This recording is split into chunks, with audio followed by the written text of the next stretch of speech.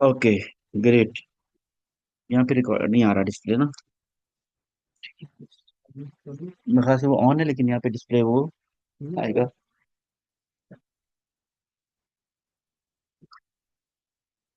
आई सी। है। अच्छा जी। एक मिनट है।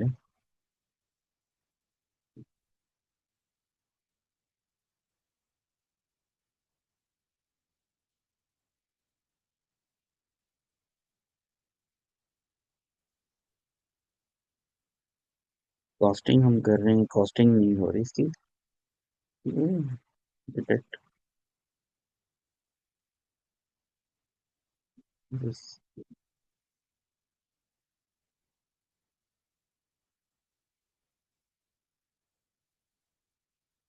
बिना पे से बैठे साथ में।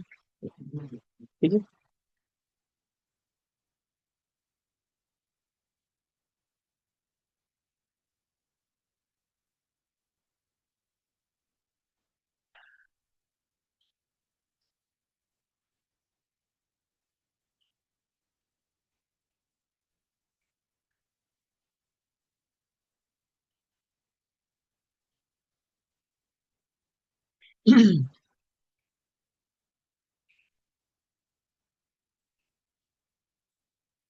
ओके। चले जी, स्टार्ट करते हैं। नादिर, सागर, अभी पार्टिसिपेंट जो भी मेरे साथ है, सब जी लोगों के लिए स्टार्ट कर लेते हैं। थैंक यू जी। शुक्रिया, बहुत शुक्रिया, थैंक यू। और प्रीवियस सेशन में हमने प्रोजेक्ट के हवाले से देखा था कि फाउंडेशन थी फॉर प्रोजेक्ट की, क्या क्या रिक्वायरमेंट्स क्या क्या होती हैं, कौन कौन से ऐसे कंपोनेंट्स हैं जो इम्पोर्टेंट हैं, जिन कंपोनेंट्स के एक दूसरे के साथ जो इंटर डायरेक्टली अटैच्ड हैं, और जिनके चेंज होने से दूसरे कंपोनेंट भी चेंज हो जाते हैं। प्रोजेक्ट प्रोजेक्ट की कॉस्ट बढ़ सकती है, प्रोजेक्ट की टाइम की ड्यूरेशन बढ़ सकती है, या मल्टीपल फैक्टर्स है, या प्रोजेक्ट का जो आउटपुट है वो भी चेंज हो सकता है ना। लेकिन किसी भी प्रोजेक्ट मैनेजमेंट के अंदर जब आप बात जाते हैं तो एक चीज बड़ी इंपॉर्टेंट है, दैट इज प्रोजेक्ट लीडरशिप। आज हम बात करेंगे प्रोजेक्ट लीडरशिप के ऊपर, और प्रोजेक्ट की जो से रिलेवेंट जो टीम्स हैं उनके डायनामिक्स के ऊपर, और देखेंगे कि लीडरशिप में और मैनेजमेंट में क्या फर्क है। प्रोजेक्ट किसी भी प्रोजेक्ट को जब डिलीवर करना है, एग्जीक्यूट करना है, तो वहाँ पे तो लीडरशिप का क्या इम्पोर्टेंट रोल है, और क्या आप किस तरह से अपने जो प्रोजेक्ट मैनेजर्स हैं उनको एलिवेट करते हैं to the next level of leadership ना। तो लीडरशिप का कितना इम्पोर्टेंट रोल होता है, और प्रोजेक्ट मैनेजमेंट का कितना इम्पोर्टेंट रोल है for the execution, successful execution of any project. तो आज हम बात करेंगे रिलेटेड टू प्रोजेक्ट लीडरशिप के ऊपर, ठीक है जी। तो देखते हैं कि लीडरशिप क्यों इतना वैल्यू रखती है प्रोजेक्ट मैनेजमेंट के अंदर, इसकी क्यों इतनी इम्पोर्टेंस है, इसके ऊपर क्यों इतनी ज्यादा बात की जा सकती है, और लीडरशिप का क्या रोल है प्रोजेक्ट को सक्सेसफुली एग्जीक्यूट करने में, प्रोजेक्ट को सक्सेसफुली कामयाब करने में ना। तो हम जब उस पर बात करते हैं तो हम देखते हैं कि लीडरशिप क्यों वैल्यू रख रही है प्रोजेक्ट मैनेजमेंट के अंदर, ठीक है जी। तो वाई लीडरशिप मैटर्स, क्या जरूरत है लीडरशिप के होने की किसी भी ये जब मैनेजमेंट है, और लोग प्रोजेक्ट मैनेजर्स भी मौजूद हैं प्रोजेक्ट को एग्जीक्यूट करने के लिए, तो लीडरशिप की क्या जरूरत है ना। ठीक है। इसको अंडरस्टैंड करने की हमें जरूरत है कि हम इसको अंडरस्टैंड करें कि why leadership is important while executing any project, ठीक है जी। तो जबकि और इस लीडरशिप के रोल को क्यों एक्सीड करना है मैनेजमेंट से ऊपर जाके ना, क्योंकि लीडर जो है उसका रोल एक मैनेजर से ज्यादा होता है, ठीक है। क्यों ज्यादा होता है ये भी हम आपके सामने नजर आ रहा होगा, बिकॉज ये जो मैनेजमेंट होती है वो टास्क ओरिएंटेड होती है, और वो प्रोसेस के ऊपर फोकस रखती है। जो लीडर है वो बेसिकली क्या कर रहा होता है, लोगों को इंस्पायर कर रहा होता है, इंस्पिरेशन के अपॉर्चुनिटीज क्रिएट कर रहा होता है लोगों के लिए भी ना। और वो एक विजनरी प्रोफेशनल होता है, जो विजन प्रोवाइड कर रहा होता है, आपको गाइडलाइन प्रोवाइड कर रहा होता है, जबकि जो मैनेजमेंट है उसका फोकस सिर्फ और सिर्फ टास्क के ऊपर होता है या प्रोसेस के ऊपर होता है, राइट। और मैनेजमेंट का ज्यादा फोकस कंट्रोलिंग और मॉनिटरिंग पे होता है। लेकिन जो प्रोजेक्ट मैनेजमेंट के अंदर जिस चीज़ की बहुत ज़्यादा इम्पोर्टेंस है, जो बहुत ज़्यादा ज़रूरत है, वो ये है कि लोग उस प्रोजेक्ट के ज़रिए से जिनको भी आप मॉनिटर कर रहे हैं, कंट्रोल कर रहे हैं, जिनके ज़रिए से भी आप प्रोजेक्ट को एग्जीक्यूट करवा रहे हैं, जिस टीम के ज़रिए से, क्या उस टीम को भी एम्पावर कर रहे हैं कि नहीं कर रहे। ठीक है, उस टीम की भी कोई ग्रोथ हो रही है कि नहीं हो रही ना। तो टीम की एम्पावरमेंट क्या है, टीम की लर्निंग क्या है, लोग जो एक प्रोसेस में से गुजर के जाते हैं किसी भी प्रोजेक्ट को कंप्लीट करते हुए, तो क्या उसमें से उनका गेन क्या है, उस टीम के मेंबर का गेन क्या है ना, जो टीम मेंबर्स हैं। हमने सिर्फ एग्जीक्यूट नहीं करना, अपने क्रेडिट पे एक प्रोजेक्ट को लिखना नहीं है, ठीक है, अपने जो रिज्यूमे है उसमें एक प्रोजेक्ट को डालना नहीं है ना। हमने ये देखना है कि उस सारे प्रोसेस में से जब हम गुजरे, उस सारे प्रोसेस में से जब हम गुजर के गए हैं, तो हमें हमें मिला क्या है ना। ठीक है, राइट। भाई, उस प्रोजेक्ट में से हमें मिला क्या है, तो ये बेसिकली हम, और लोग कितने, लोगों की ग्रोथ कितनी हुई है ना, तो दिस इज इम्पोर्टेंट, ठीक है। तो ये हम देखने की कोशिश करते हैं कि प्रोजेक्ट मैनेजमेंट के अंदर लीडरशिप की जरूरत क्यों महसूस होती है, राइट। फिर आपने कुछ सोचा हुआ था नॉर्मली कि भाई प्रोजेक्ट को आपने इस तरह से एग्जीक्यूट करना है, इतने अरसे में एग्जीक्यूट करना है, ठीक है, इतने टाइम ड्यूरेशन के साथ एग्जीक्यूट करना है, इतने रिसोर्सेज के साथ एग्जीक्यूट करना है, ठीक है। लेकिन अनफोर्सीन चीजें ऐसी आ जाती हैं प्रोजेक्ट को एग्जीक्यूट करते हुए, जो कि आपके कंट्रोल में नहीं होती, किसी के भी कंट्रोल में नहीं होती। कोई किसी किस्म की कुदरती आफत आ सकती है, कोई थंडरस्टॉर्म आ सकता है, कोई कुछ भी हो सकता है, जो जिसके ऊपर आपका कोई कंट्रोल नहीं है ना, जो कि टर्बुलेंस क्रिएट कर सकता है, मतलब टर्बुलेंस क्रिएट कर सकता है, किसी किस्म का प्रॉब्लम क्रिएट कर सकता है। अब जो जो मैनेजमेंट है उसने वही डिसाइड किया हुआ था उन्हीं चीजों के हवाले से ना, अनफोर्सीन चीजों को उन्होंने कंसिडर ही नहीं किया हुआ। ठीक है, जब भी कोई टर्बुलेंस आती है, कोई किसी किस्म का क्राइसिस आता है, तो फिर उनके पास सोल्यूशन नहीं मौजूद होता ना। तो फिर सब लोग लीडरशिप की तरफ देखते हैं कि यार इस चेंज में से लीडरशिप हमें कैसे सरवाइव करवाएगी, किस तरह से निकालेगी, और उस चेंज को देखते हुए बाकी चीजों को कैसे चेंज करेगी ना। ठीक है, तो ये इम्पोर्टेंट है। तो हमें क्यों लीडरशिप की जरूरत है, कि मैनेजमेंट बेसिकली एक स्टेटस को में रहती है, ठीक है, और वो कह सकती है कि जी बस ठीक है जी, इन रिसोर्सेज के साथ काम किया था, ये जरूरत काम करना था, इतना टाइम था हमारे पास, और इतने पैसे थे, इतनी बड़ी टीम थी, और लेकिन ये जो ये बारिशें हो गई या कोई और मसला हो गया इस तरह का, कोई अर्थक्वेक आ गया या कुछ भी आ गया, ये तो हमने कंसिडर ही नहीं किया था, और इस पे हमारा कोई कंट्रोल नहीं हुआ, तो हम कह सकते हैं कि ये हमारा प्रोजेक्ट फेल हो गया या नहीं हो सकता, और हमारे पास वो फेवरेबल कंडीशन नहीं है ना। लेकिन जब इसके कंपैरिजन में, जब कोई ऐसा आदमी जो आपके प्रोजेक्ट को लीड कर रहा होगा, जो विजनरी होगा, जो लीडरशिप रोल में होगा, तो वो ये नहीं करेगा, वो कंटीजेंसी प्लान देखेगा, वो प्लान, उसने प्लान ए बनाया होगा, प्लान बी बनाया होगा, प्लान सी बनाया होगा ना, उसका फोकस कंटीजेंसी पे होगा। वो अपनी स्ट्रेटजीज को चेंज करेगा, गोल को चेंज नहीं करेगा, ऑब्जेक्टिव को चेंज नहीं करेगा, अपनी स्ट्रेटजीज को उन कंडीशन के हिसाब से चेंज करेगा जो कंडीशन चेंज हो गई हैं। ठीक है, ताकि वो प्रोजेक्ट को सक्सेसफुली डिलीवर कर सके जिस तरह की उन्होंने कमिटमेंट की थी ना। तो ये फर्क है बेसिकली। एक होगा जो विक्टिम माइंडसेट के साथ काम करेगा, एक होगा जो सर्वाइवर माइंडसेट के साथ काम करेगा ना। तो दोनों में फर्क है, लीडर में और मैनेजमेंट में। ठीक है जी। In today's dynamic business leadership, project face unprecedented complexity. आजकल तो कुछ भी हो सकता है ना, कहीं पे भी कुछ हो जाता है, कहीं पे भी कोई क्राइसिस आ जाता है, ठीक है, कुछ कुछ भी हो सकता है ग्लोबली ना। ठीक है, जितनी रैपिडली चीजें चेंज होती हैं, उस हिसाब से आपका प्लान सारा का सारा फ्लॉप हो सकता है, फेल हो सकता है। ठीक है, उसके लिए फिर लीडरशिप का होना जरूरी है, जो कि विजनरी हो, जो अंडरस्टैंड कर सकती हो चीजों को, और जो लोगों को इंस्पायर करती हो, लोगों को के अंदर उनका इन्फ्लुएंस हो टीम मैनेजमेंट के ऊपर, और टीम मेंबर्स के ऊपर उनका इन्फ्लुएंस हो, ताकि लोग उनको फॉलो करें और उनसे इंस्पायर हों, और सक्सेसफुली प्रोजेक्ट को कंप्लीट कर सके ना। ठीक है, अकॉर्डिंग टू पीएमआई, जो प्रोजेक्ट मैनेजमेंट इंस्टीट्यूट है, ग्लोबली वर्किंग कर रहा है, उसके मुताबिक 1 in 3 project fail due to ineffective leadership. ये फाइंडिंग है, ये स्टडी है, ये आउटकम है, कि ये हर 3 में से एक प्रोजेक्ट लीडरशिप के इनइफेक्टिव होने की वजह से फ्लॉप हो जाता है, राइट। ठीक है, लीडरशिप को relate with 97% higher project success rate, according to IBM, जो कि एक बहुत बड़ा ऑर्गेनाइजेशन है ग्लोबली, और उसके सर्वे के मुताबिक जो सक्सेस रेट है, को रिलेट, बिल्कुल रेलेवेंट लीडरशिप जब आपको मिलती है, ठीक है, तो आपके प्रोजेक्ट का सक्सेसफुल होने का जो रेट है 97% इंक्रीज कर जाता है। ठीक है, ये दो स्टडीज हैं, दो रेफरेंसेस हैं, जो हमारे सामने आते हैं कि लीडरशिप का कितना इम्पोर्टेंट रोल है किसी भी प्रोजेक्ट को सक्सेसफुली एग्जीक्यूट करने के लिए, कामयाबी से कंप्लीट करने के लिए, राइट। तो ये हमें बड़ा अच्छी तरह से अंडरस्टैंड करने की जरूरत है और समझने की भी जरूरत है। ठीक है। तो हम कह सकते हैं कि जो प्रोजेक्ट मैनेजर्स हैं वो बेसिकली ट्रू सेंस में, अपनी ट्रू स्पिरिट में एक लीडर भी होते हैं ना। ठीक है।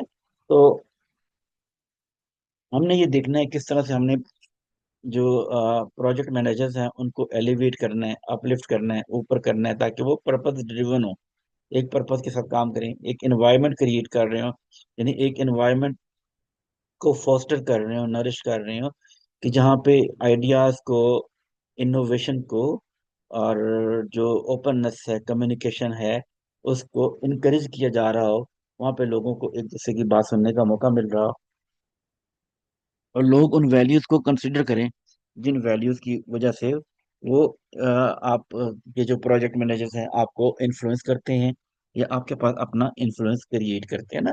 तो this is important to understand, हम किस तरह से इसको अंडरस्टैंड करें, राइट। तो अब हम देखना चाहते हैं कि क्या वाकई प्रोजेक्ट मैनेजर को ट्रू लीडर होना चाहिए कि नहीं होना चाहिए। तो ये जरूरी है कि हम समझने की कोशिश करें कि अब एक बात तो एस्टेब्लिश हो गई, एक बात ये एस्टेब्लिश हुई है कि बाकी जो लीडरशिप का रोल है वो बड़ा इंपॉर्टेंट है, और को रिलेट लीडरशिप का रोल बड़ा इंपॉर्टेंट है। ठीक है।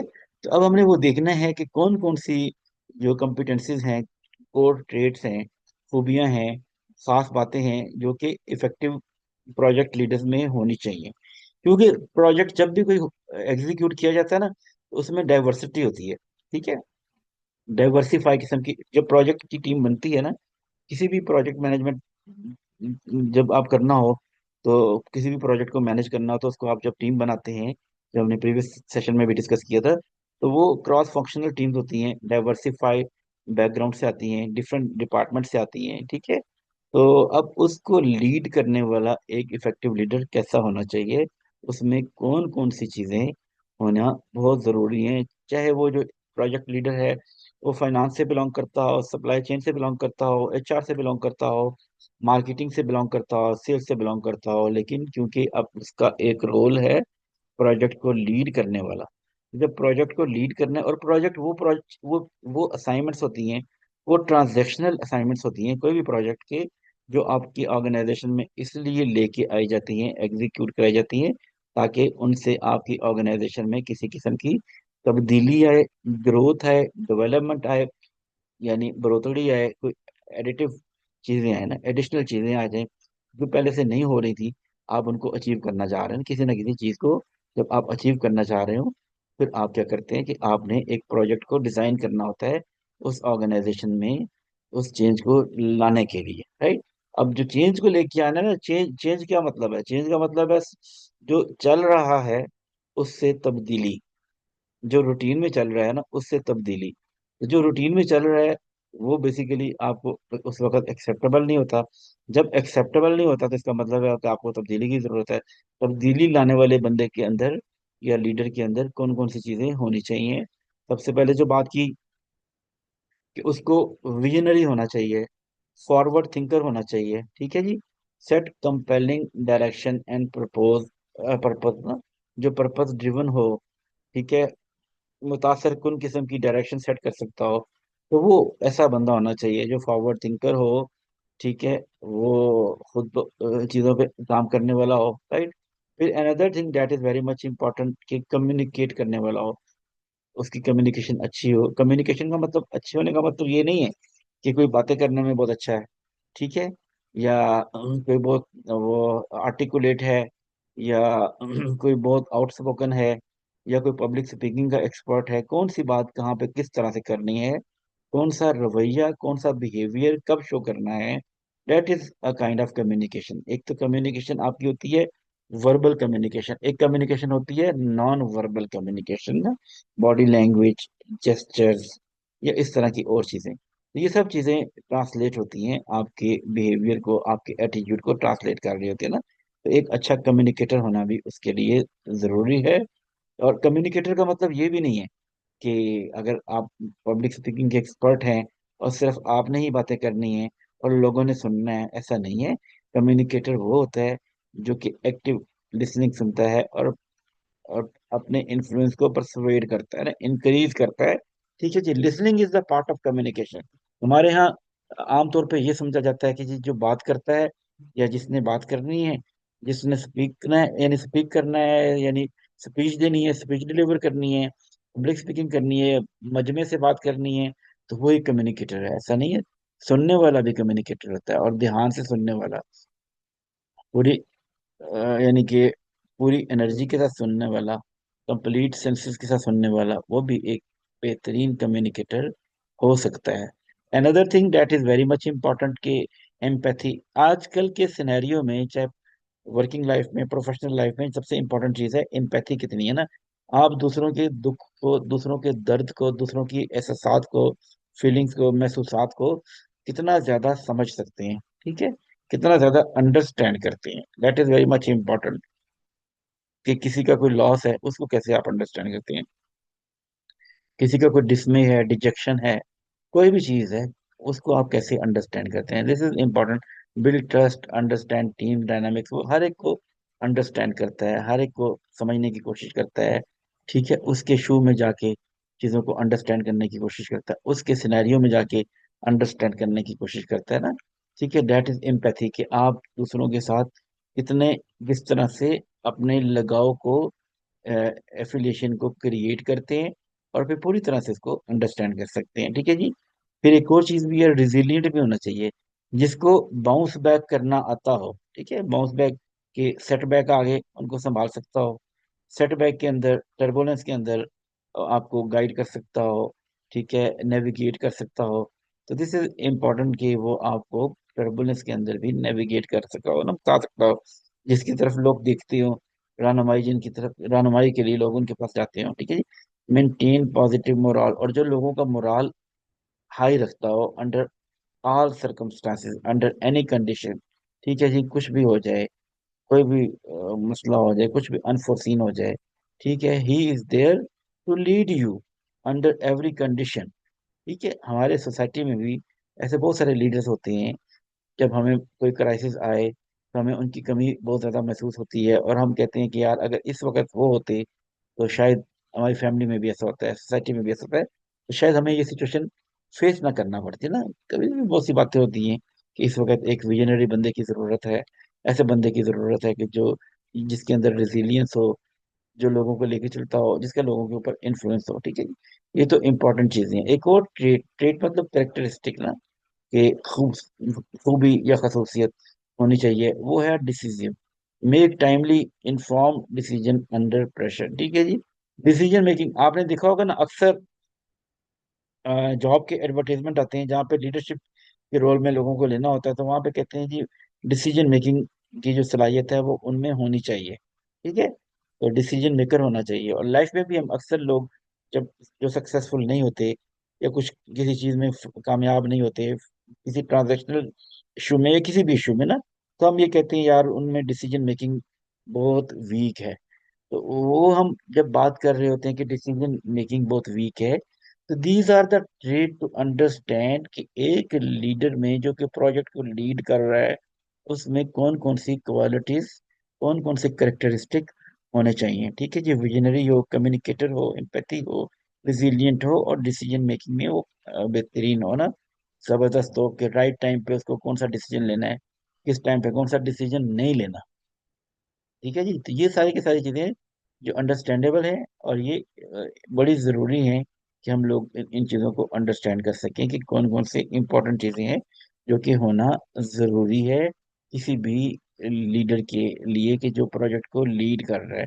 तो जो प्रोजेक्ट मैनेजर है, ना सिर्फ उसको मैनेजर होना है, बल्कि एक लीडर होना है, जो फॉरवर्ड थिंकर होगा, विजनरी होगा, जिसके अंदर यानी कि एम्पैथी होगी, कम्युनिकेटर होगा, और वो लोगों को की बात को अंडरस्टैंड भी कर सकेगा ना, ठीक है, ताकि उसका इन्फ्लुएंस क्रिएट हो वहां पे, उन लोगों पे जिन लोगों के साथ उसने काम करना है, ठीक है। तो यहाँ पे स्टीव जॉब आपको नजर आ रहे होंगे, और यहाँ पे हम इस चीज को देखते हैं कि विजन एंड स्ट्रेटेजिक अलाइनमेंट कैसे की जाती है, और इसकी कितनी वैल्यू है, कितना इंपॉर्टेंट है कि आप अपने विजन को स्ट्रेटेजिकली अलाइन कैसे करते हैं अपने प्रोजेक्ट के साथ में जी। और जब a true project leader does not just manage the what and how, but deeply understand and articulate the why, ठीक है जी। This is important to understand They translate broad organizational goals into precise, actionable project objectives, ensuring every team member sees their role in the bigger picture. ठीक है, तो वो हर जितने भी individual team में काम कर रहे हैं ना, वो उनको बिगर पिक्चर के साथ कनेक्ट करवाते हैं। ठीक है, जो लीडर्स होते हैं वो ये नहीं होते कि मैं लीडर हूँ तो इसलिए मुझे सबने फॉलो करना है। नॉट एट ऑल, वो इस चीज में जाते ही नहीं है ना। वो कहते हैं मैं अगर लीडर हूँ और मेरी टीम का हर मेंबर जो है वो वैल्यूएबल है, और वो उस जो ऑर्गेनाइजेशन के लिए जिस प्रोजेक्ट में आप काम कर रहे हैं उसकी बिगर पिक्चर के साथ कनेक्टेड है। ठीक है, सब जितने भी ऑर्गेनाइजेशन में लोग मौजूद हैं, जितने भी उस प्रोजेक्ट में लोग मौजूद हैं, उनका कुछ भी रोल है। ठीक है, चाहे वो क्या कहते हैं, जो मीटिंग मिनट्स नोट करने वाले हों, ठीक है, प्रोजेक्ट की रिपोर्ट बनाने वाले हों, प्रोजेक्ट को एग्जीक्यूट करने वाले लोगों में हों, उन सब का एक इम्पॉर्टेंट रोल है, और उन सबको बिग पिक्चर से कनेक्ट होना है। ठीक है, तो तभी आपका जो प्रोजेक्ट है वो सक्सेसफुल हो सकेगा, कि जब आप उनको एक्शनेबल, उनकी जो क्या कहते हैं ऑर्गेनाइजेशनल गोल्स हैं, उनको एक्शनेबल प्रोजेक्ट ऑब्जेक्टिव में कन्वर्ट कर दें, और कन्वर्ट करने की सलाहियत भी रखते हो ना। ठीक है, तो हम्म, और फिर ये भी बताना जरूरी है कि ये प्रोजेक्ट किया क्यों जा रहा है। ठीक है जी, why is 100% clear to all team member. इस प्रोजेक्ट का, इस प्रोजेक्ट के कंप्लीशन का, इस प्रोजेक्ट की जो भी आप लेके चल रहे हैं एग्जीक्यूशन का, सारे टीम मेंबर्स के ऊपर कितना बड़ा फर्क पड़ेगा। अगर आप एचआर के लोग हैं, ऑर्गेनाइजेशन में एम्प्लॉय एंगेजमेंट के हवाले से कोई प्रोजेक्ट डिजाइन करते हैं, ठीक है, या कोई एम्प्लॉयबिलिटी के हवाले से, या ऑर्गेनाइजेशनल कल्चर के पर्सपेक्टिव से, या चेंज मैनेजमेंट के हवाले से कोई प्रोजेक्ट डिजाइन करते हैं, तो आपको ये भी बताना है स्टेक होल्डर्स को कि आपका इस प्रोजेक्ट जो आप लॉन्च करने जा रहे हैं उसका ऑर्गेनाइजेशन के ऊपर इम्पैक्ट क्या आएगा, और उसका आउटकम क्या होगा ना। क्यों करने जा रहे हैं आप, क्यों रिसोर्सेज को यूज कर रहे हैं, क्यों लोगों की एनर्जी को यूज कर रहे हैं ना, तो ये बताना जरूरी है। और प्रोजेक्ट की जो आउटकम्स हैं उनको अलाइन करना भी जरूरी है, कि नेक्स्ट 5 ईयर में इस प्रोजेक्ट का क्या इम्पैक्ट आएगा। मैंने आपको पहले भी बताया था, लास्ट सेशन में भी बात की थी हमारी, कि जो भी प्रोजेक्ट होते हैं ना वो टेम्पररी होते हैं, ट्रांजैक्शनल होते हैं। उनकी स्टार्ट होने की डेट होती है और कंप्लीट होने की डेट होती है। ठीक है, उसी टाइम पीरियड के हिसाब से उनको मेजर किया जाता है। ठीक है? तो ये भी जरूरी है कि आपने जो प्रोजेक्ट लेके आए, बहुत सारी ऑर्गेनाइजेशन बहुत सारे प्रोजेक्ट कराती हैं अपने। जैसे मैं एक ऑर्गेनाइजेशन में काम कर रहा था, तो वहाँ पे डिसरप्शन के हवाले से एक प्रोजेक्ट था। ठीक है जी, और हम वो करते थे। ठीक है, और उस प्रोजेक्ट को करने के लिए फिर हमने क्या करना होता था, टीम बनाई जाती थी, उनकी ड्यूरेशन होती थी, उसके लिए लोगों को ट्रेन भी किया जाता था ना। उस प्रोजेक्ट का नाम था एक्सप्लोर। एक्सप्लोर के नाम से वो प्रोजेक्ट था, और हम वो हर साल वो करते थे, और हर साल में उसमें एक्सप्लोर के पर्सपेक्टिव से नया कोई ना कोई चैलेंज आता था, कोई ना कोई टास्क आता था, टीम बनती थी, डिफरेंट डिपार्टमेंट की टीम बनती थी। ठीक है, और वो सब टीम मिलके कोई काम कर रही होती थी ना, जिसमें फाइनेंस के लोग भी होते थे, एचआर के लोग भी होते थे, सप्लाई चेन के लोग भी होते थे, प्रोक्योरमेंट के भी होते थे, और बाकी साथ में आईटी के लोग भी होते थे ना, यानी क्रॉस फंक्शनल टीम होती थी। क्रॉस फंक्शनल टीम मिलके किसी प्रोजेक्ट पे लगती थी, और बहुत सारी टीम बनती थी, बहुत सारे प्रोजेक्ट होते थे। फिर उन प्रोजेक्ट की शॉर्ट लिस्टिंग भी होती थी, और सारे पैरामीटर्स में से गुजरने के बाद होती थी। ठीक है, फाइनलिस्ट लिस्ट में, फाइनलिस्ट की कैटेगरी में प्रोजेक्ट आते थे। ठीक है, और जब फाइनलिस्ट के प्रोजेक्ट में कैटेगरी कैटेगरी में प्रोजेक्ट आ जाते थे, तो फिर उन प्रोजेक्ट को ऑर्गेनाइजेशन नेक्स्ट 5 ईयर के लिए, ये जो भी सुटेबल टेन्योर होता है उसके लिए अडॉप्ट कर लेती थी ना। वो कमर्शियल भी होते थे, कॉस्ट कॉस्ट इफेक्टिवनेस के हिसाब से भी होते थे, प्रोग्रेस के हिसाब से भी होते थे, और कॉस्ट सेविंग के हिसाब से भी होते थे। तो ये डिफरेंट तरह के प्रोजेक्ट होते हैं जो आप लेके चल सकते हैं, और उसमें मुख्तलिफ टीम मेंबर्स की इन्वॉल्वमेंट होना जरूरी है। Your work is going to fill in large part of your life. Just a minute. And the only way to be truly satisfied is to do what you believe is great work. Your satisfaction is important, कि आप अपने satisfaction को किस तरह से achieve करते हैं उस प्रोजेक्ट को हैंडल करते हुए, एग्जीक्यूट करते हुए। अगर आप परफेक्शनिस्ट हैं, तब आपका जो लेवल ऑफ अंडरस्टैंडिंग है ये लेवल ऑफ एग्जीक्यूशन है वो बिल्कुल एक डिफरेंट होगा। ठीक है।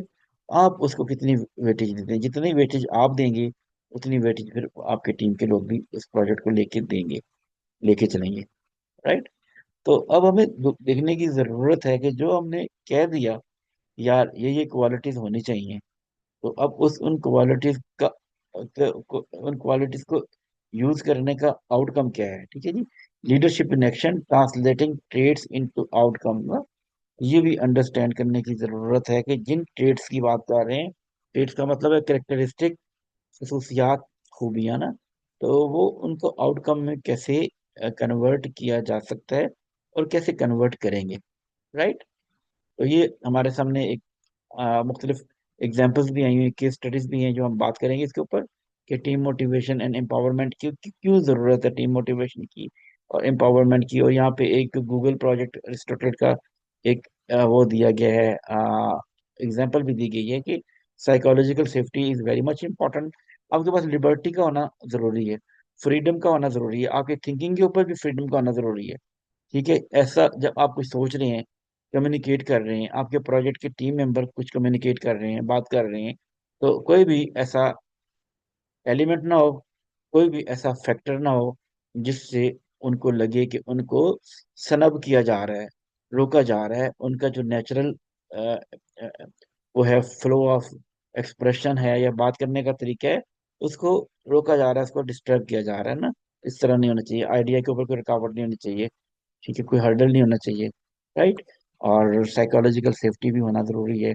ये होना भी जरूरी है कि उनको ये फील, वो उनके पास ये फीलिंग हो कि भाई अगर वो कुछ भी एक्सप्रेस करेंगे, कोई भी आइडिया देंगे, बात करेंगे, तो उसको इनकरेज किया जाएगा, अप्रिशिएट किया जाएगा, ना कि डिस्करेज किया जाएगा या फिर उनको लेट डाउन करने की कोशिश की जाएगी ना। तो ऑर्गेनाइजेशन के कल्चर में ये बड़ा इंपॉर्टेंट कंपोनेंट है, पोस्टुलेट है, जिसको अंडरस्टैंड करना जरूरी है। Foster an environment for 2x innovation, Google project Aristotle, where team members feel safe to take risk and share ideas without fear of judgement.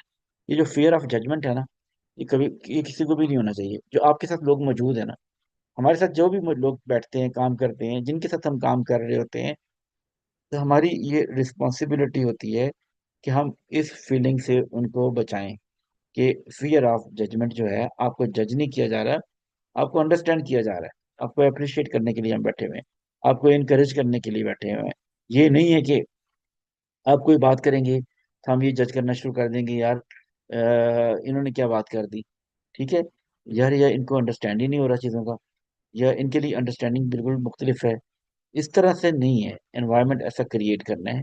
ठीक है। डेलीगेशन एंड ट्रस्ट एक और बात जो कर रहे हैं हम, तो उसका क्या है जी, empowered decision making by 70% of the team, delegating authority and fostering ownership for task and solution. जितना ज्यादा आप लोगों को फ्री करेंगे ना, जितना ज्यादा आप डेलीगेट करेंगे, लोगों पर ट्रस्ट करेंगे, अपने टीम मेंबर पर ट्रस्ट करेंगे, उतना ही ज्यादा अच्छे आपके रिजल्ट आएंगे और टास्क की कंप्लीशन होगी। आप कभी भी देख लें, कहीं पे भी देख लें। ठीक है।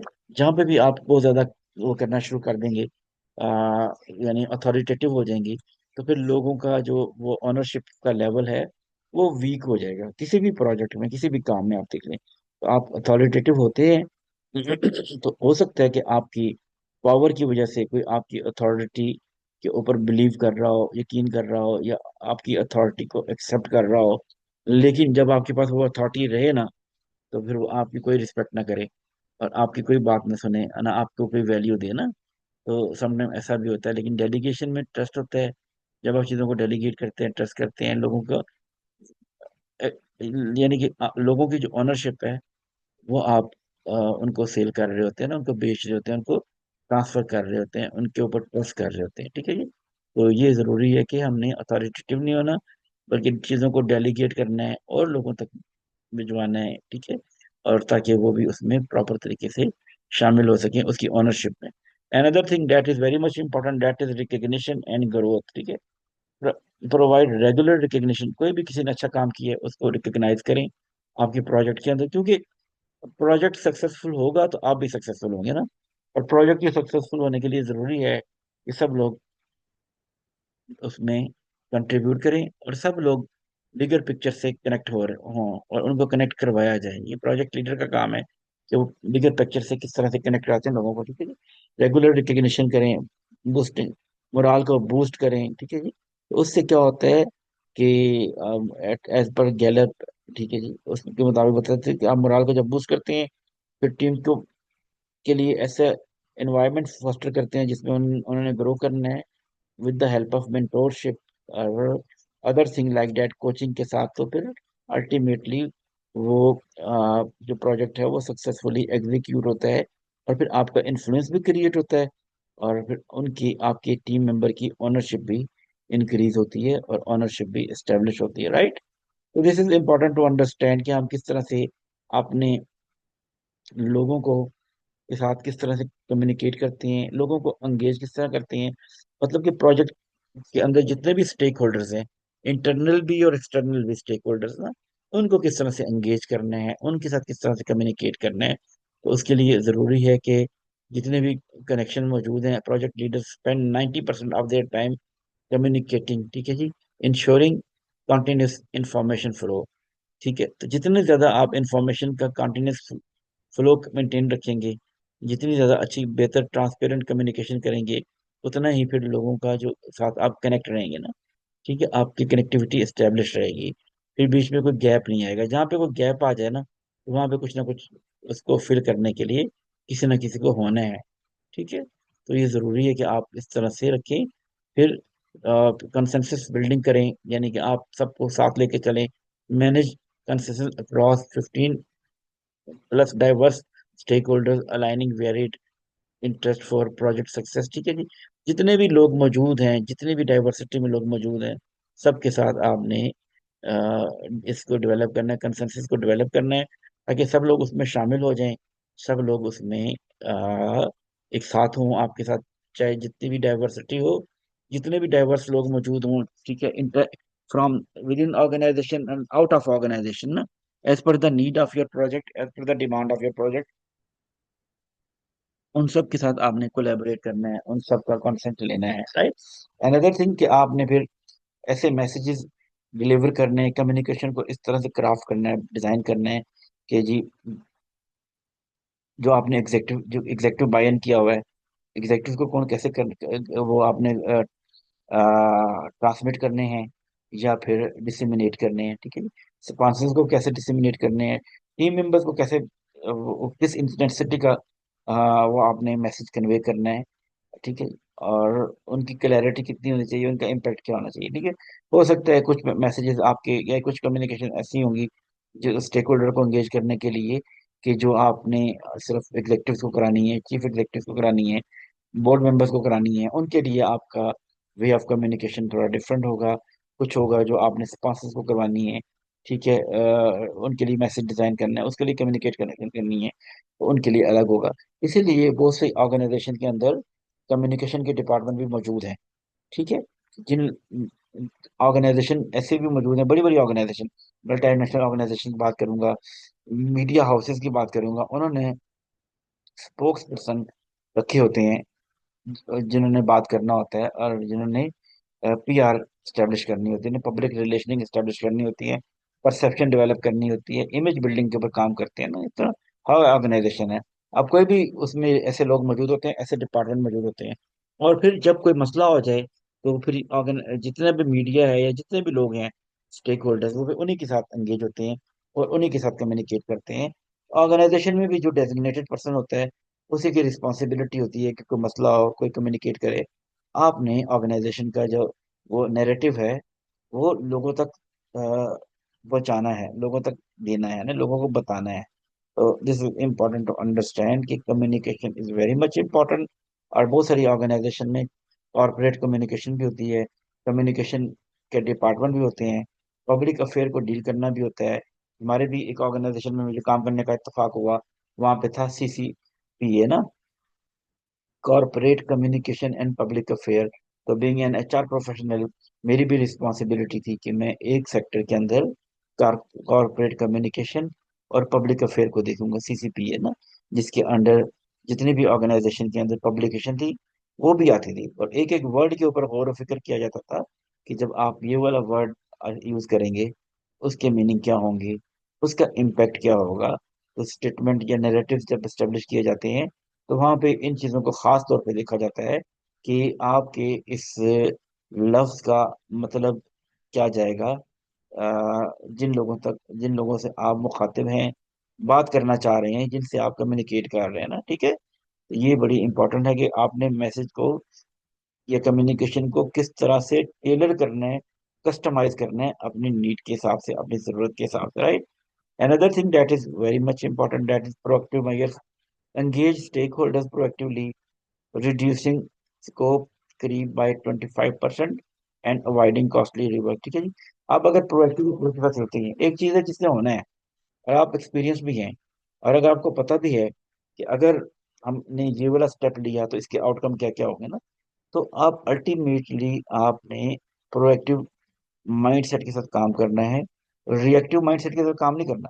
रिएक्टिव माइंडसेट क्या होता है, कोई चीज आपके साथ हुई तो आपने उसके रिएक्शन में काम शुरू कर दिया रिएक्टिव माइंडसेट के साथ, ठीक है। तो इसका मतलब ये है कि एक्शन का कंट्रोल आपके ऊपर आ गया ना, ठीक है। अब एक्शन है, किसी ने एक्शन लिया, आपने रिएक्ट किया, इसका मतलब जिसने एक्शन लिया आप उसके कंट्रोल में आ गए, ठीक है। एक और चीज जिसको कहते हैं प्रोएक्टिविटी ना, कि आप पहले से सोचते थे कि यार इस तरह की कंडीशन में पहले भी हुआ था तो ये हुआ था, इस तरह से काम किया था, तो अब भी दोबारा ऐसे ही होगा। आप प्रीएम्प्टिव होके एहतियाती तौर पे पहले से काम करना शुरू कर देते हैं, सारी जो इम्पोर्टेंट किस्म की मेजर्स हैं वो ले लेते हैं, ताकि किसी किस्म का कोई रिस्क ना इन्वॉल्व हो, किसी किस्म का कोई कैटास्ट्रॉफ ना आ जाए, या कोई भी सरप्राइज आपको ना मिले अपने उस प्रोजेक्ट को एग्जीक्यूट करने के लिए, ठीक है जी।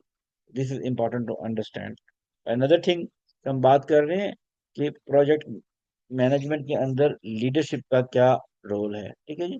तो लीडरशिप का तो रोल यही है ना, कि वो क्या करेगा, क्राइसिस में भी काम करेगा, टर्बुलेंस में भी काम करेगा, उसके पास प्लान होगा टर्बुलेंस में भी लीड करने का, क्राइसिस में भी लीड करने का, ठीक है।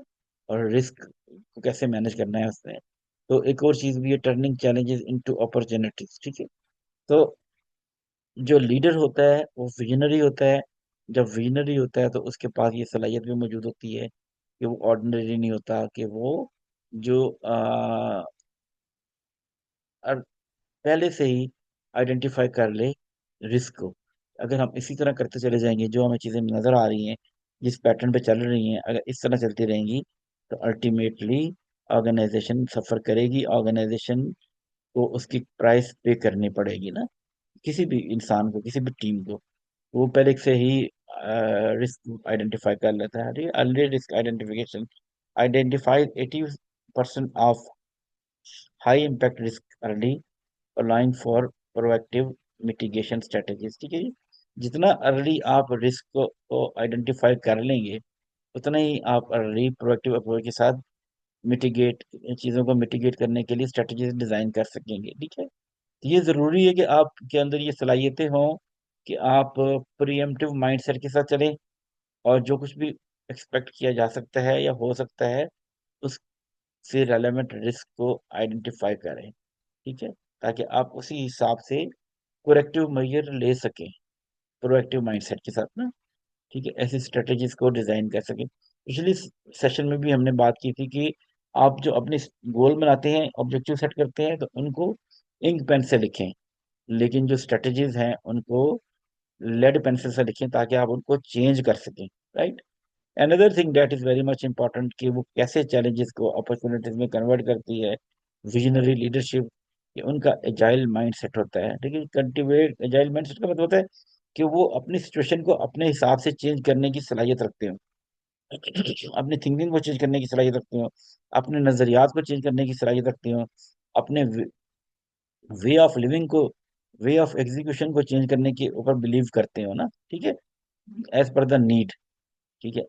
Cultivate agile mindset, cultivate an agile mindset for quick pivots and adjustment in response to unforeseen challenges, ठीक है। अब ये नहीं है कि जो मैंने बना दिया, जो मैंने पहले कह दिया वो हरफे आखिर है, ठीक है, वो फाइनल है, not at all. Agile mindset, mindset का मतलब ये है कि ऐसा माइंडसेट जो चीज़ों के साथ साथ चेंज होता है, वक्त के साथ साथ चेंज होता है, चैलेंजेस के साथ साथ चेंज होता है, और चेंज होने की सलाहियत रखता है, हालात के साथ साथ चेंज होने की सलाहियत रखता है, ठीक है, एज पर द नीड, ताकि कल कला को कोई भी किसी किस्म का मसला आ जाए तो वो लोग चीजों को चेंज करें। और फिर ये हम बात कर रहे हैं लीडरशिप की ना, ठीक है। तो innovation from adversity turns challenges into opportunities for innovation, fostering creative problem solving, ठीक है जी। जो जो एडवर्सिटी है, एडवर्स किस्म की सिचुएशन है, वहां से भी अपॉर्चुनिटीज क्रिएट करना जानते हो, with the help of innovation, right, ठीक है। नए रास्ते तलाश करने आते हो, नई चीजों को निकालना आता हो, नई चीजों को तलाश करना हो, ठीक है, fostering creative problem solving, with problem solving mindset के साथ हो। दुनिया में बहुत से लोग ऐसे होते हैं, सॉरी सॉरी, सुबह से, दुनिया में बहुत से लोग ऐसे होते हैं जो कि प्रॉब्लम के साथ आते हैं। ये जरा इसकी जो कूलिंग है थोड़ी तेज कर दें। दुनिया में बहुत से लोग ऐसे होते हैं जो कि प्रॉब्लम के साथ एग्जिस्ट करते हैं ना, और बहुत कम लोग ऐसे मौजूद होते हैं जो सोल्यूशन के साथ आते हैं। तो जो क्रिटिकल स्किल हमें इस दुनिया में सीखनी है, that is with always to come with problem solving attitude, ठीक है। तो लीडर यही होते हैं जो प्रॉब्लम के साथ नहीं होते, जो सोल्यूशन के साथ मौजूद होते हैं। और प्रॉब्लम के साथ उनको पता होता है कि अगर ये प्रॉब्लम है तो इसका सोल्यूशन क्या है, ठीक है। तो हमेशा आपने क्या आना है कि इनोवेशन, तो बात कह रहा है, इनोवेशन फ्रॉम एडवर्सिटी, यानी जो एडवर्सिटी है वहां से भी वो अपॉर्चुनिटी क्रिएट करते हैं, राइट। फिर एक और चीज जो बड़ी इंपॉर्टेंट है कि वो कन्फ्लिक्ट को किस तरह से रिजॉल्व करते हैं, ठीक है, और प्रॉब्लम सॉल्विंग कैसे करते हैं।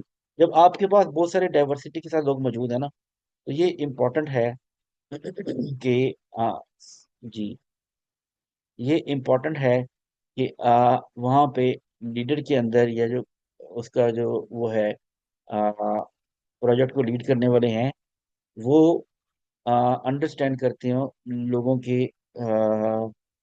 बिहेवियर को, एटीट्यूड को, बाकी चीज़ों को ना, इससे रेलेवेंट चीज़ों को।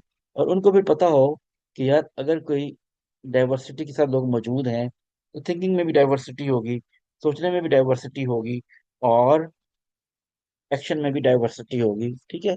और एक दूसरे के साथ जो कंपेटिबिलिटी है उसमें भी कन्फ्लिक्ट आ सकता है, किसी किस्म का डिफरेंस ऑफ ओपिनियन भी आ सकता है। तो इस चीज को वो अंडरस्टैंड करने वाले लोग हों, ताकि वो टीम को उसी हिसाब से लेके चल रहे हो ना, ठीक है। तो ये हमारे जरूरत है कि हम कन्फ्लिक्ट को किस तरह से रिजॉल्व करते हैं अपने उसके अंदर, प्रोजेक्ट मैनेजमेंट के अंदर, राइट। तो यहाँ पे बताया गया कि project leaders are adopt at navigating interpersonal challenges and finding constructive solutions, ensuring team harmony and project progress।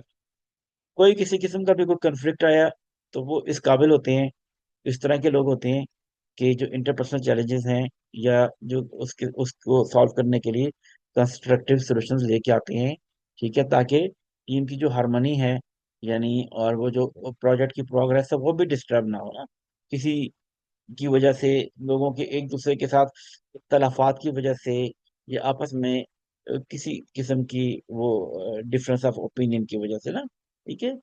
तो ये लाजमी चीज़ है कि हर प्रोजेक्ट के अंदर डिफरेंस ऑफ ओपिनियन आता है, कन्फ्लिक्ट भी आता है, ठीक है, और आइडियाज के ऊपर एक दूसरे से लोगों का इख्तलाफ राय भी आ जाता है, ठीक है। तो ये इस सब कुछ हमने एक्सेप्ट करना होता है और इसको फैसिलिटेट करना होता है, और फिर हमने फैसिलिटेट करते हुए इस चीज़ को भी देखना है कि जो हम कन्फ्लिक्ट रिजॉल्व कर रहे हैं ना, तो उससे जो उसकी सेंटिटी है, यानी टीम की, या जो गोल्स हैं, ऑब्जेक्टिव्स हैं, वो खराब ना हो, ठीक है। जो हमारे साथ टीम मौजूद है उस प्रोजेक्ट के अंदर, उसमें किसी को हम इन्फीरियर फील ना कराएं, किसी को लेट डाउन ना करें, ठीक है। तो ये सब चीज़ें वो चीज़ें हैं जो कि हम लेके चलते हैं किसी भी प्रोजेक्ट में, और हम देखते हैं कि हमारा कोई एक्शन ऐसा ना हो जिस एक्शन की वजह से बाकी लोग डिस्टर्ब हों, या किसी किस्म के उनको किसी किस्म का कोई प्रॉब्लम फेस करना पड़े,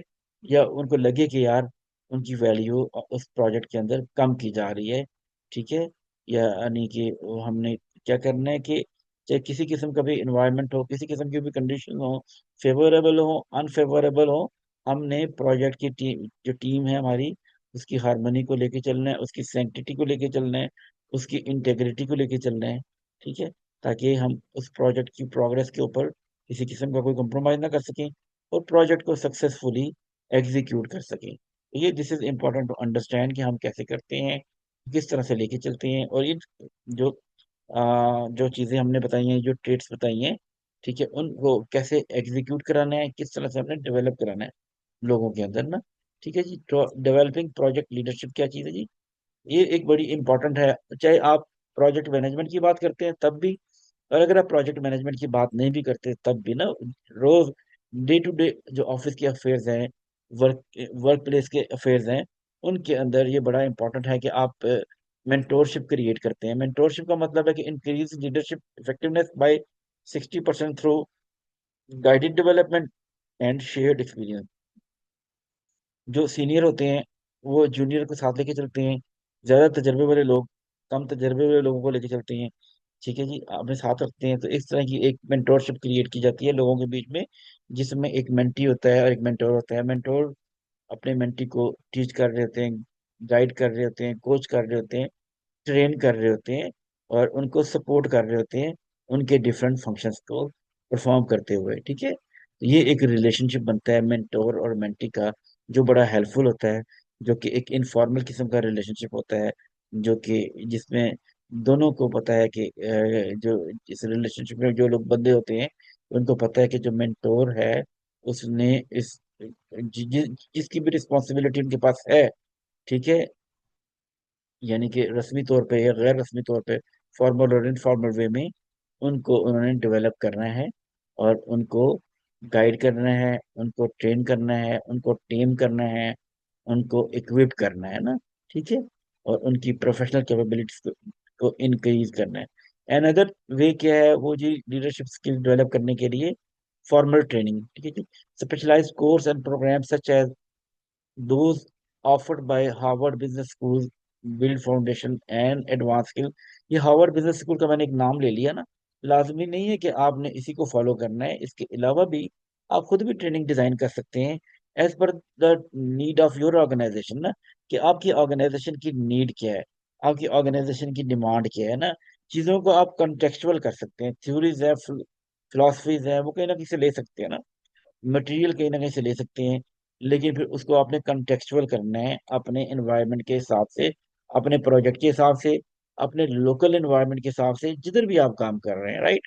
तो ये भी बड़ा इंपॉर्टेंट है कि आप किस तरह से इन चीज़ों को अंडरस्टैंड करते हैं। ठीक है जी, फिर another thing that is very much important, ये बहुत इंपॉर्टेंट चीज़ है, ठीक है जी, कि सेल्फ रिफ्लेक्शन। ठीक है, कि आपने, ऐसे थोड़ी है कि आप करते चले जाएं करते चले जाएं और सोचें कि एंड पे जाके देखेंगे कि हमारा जो भी हमने डिसाइड किया था वो कंप्लीट हुआ कि नहीं हुआ, सक्सेसफुली हुआ कि नहीं हुआ। बीच बीच में आपने सेल्फ रिफ्लेक्शन करनी है। ठीक है, 360 डिग्री का जो है फीडबैक है, और रेगुलर लोगों के साथ इंटरेक्शन है, और लोगों से फीडबैक लेना है, फीडबैक लेना भी है, फीडबैक देना भी है, और खुद से भी सोचना है। और लोगों के लिए भी, जो प्रोजेक्ट के अंदर आपकी टीम है, जो स्टेक होल्डर्स हैं, उनको भी अपॉर्चुनिटीज प्रोवाइड करनी है कि वो भी थिंकिंग करें, क्या उनकी डायरेक्शन ठीक है या कोई करेक्टिव मेजर लेने की जरूरत है। ठीक है, तो वो फिर एक ब्रेनस्टॉर्मिंग सेशन रख सकते हैं आप, जिसमें आप लोगों के साथ बैठ जाएं, बात करें, और प्रोजेक्ट की परफॉर्मेंस को, प्रोग्रेस को सब लोग बैठ के रिव्यू करें।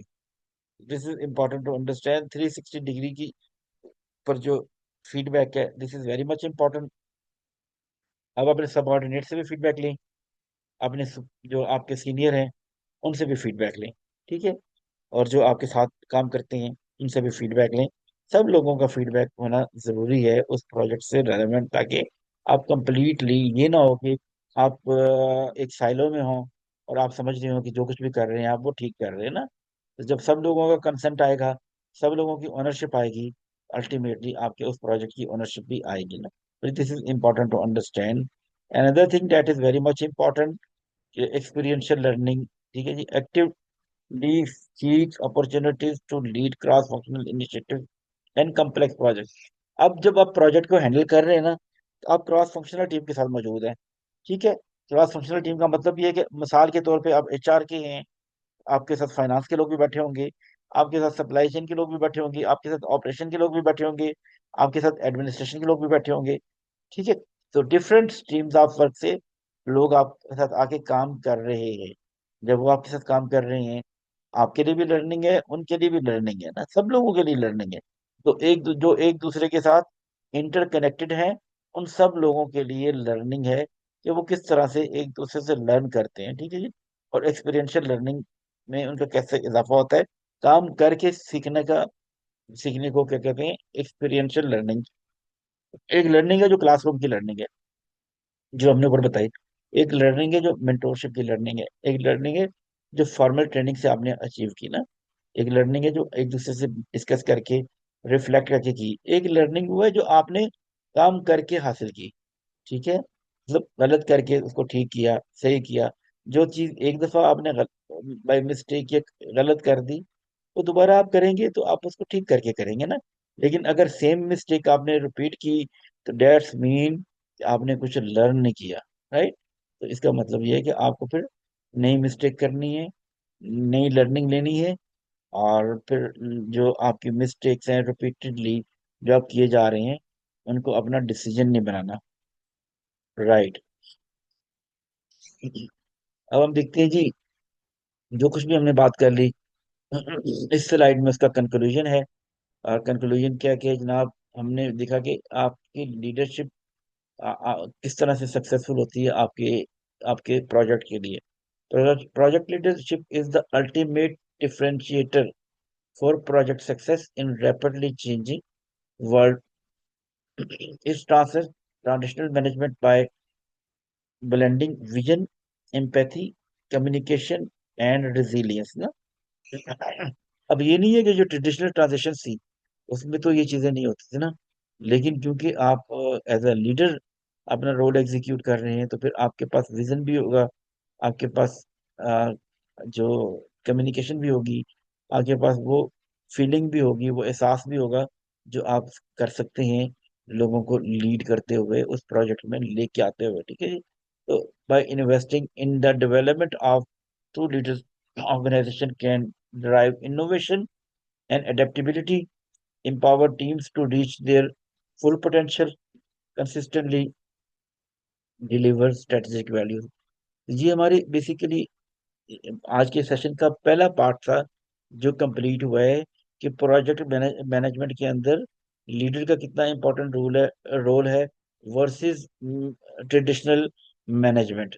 जो ट्रेडिशनल मैनेजमेंट है वो क्या करती है, और जो लीडर है वो क्या करता है।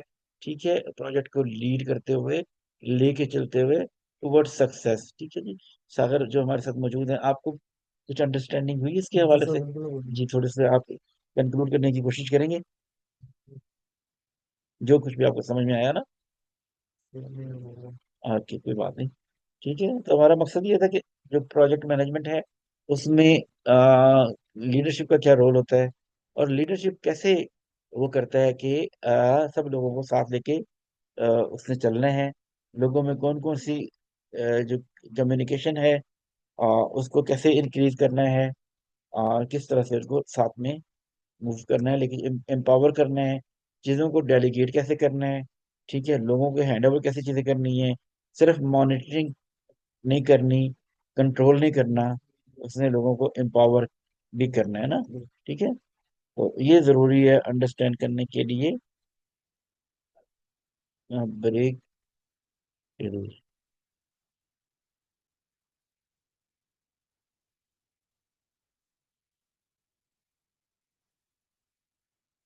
जी, अभी यहाँ पे हम ऑलमोस्ट 4:15 तक का ब्रेक रखेंगे, और उसके बाद फिर हम दोबारा इसी जो आज का सेशन है, इसका सेकंड पार्ट हम देखेंगे। ठीक है जी। Thank you very much for being here with us. Thank you. Thank you.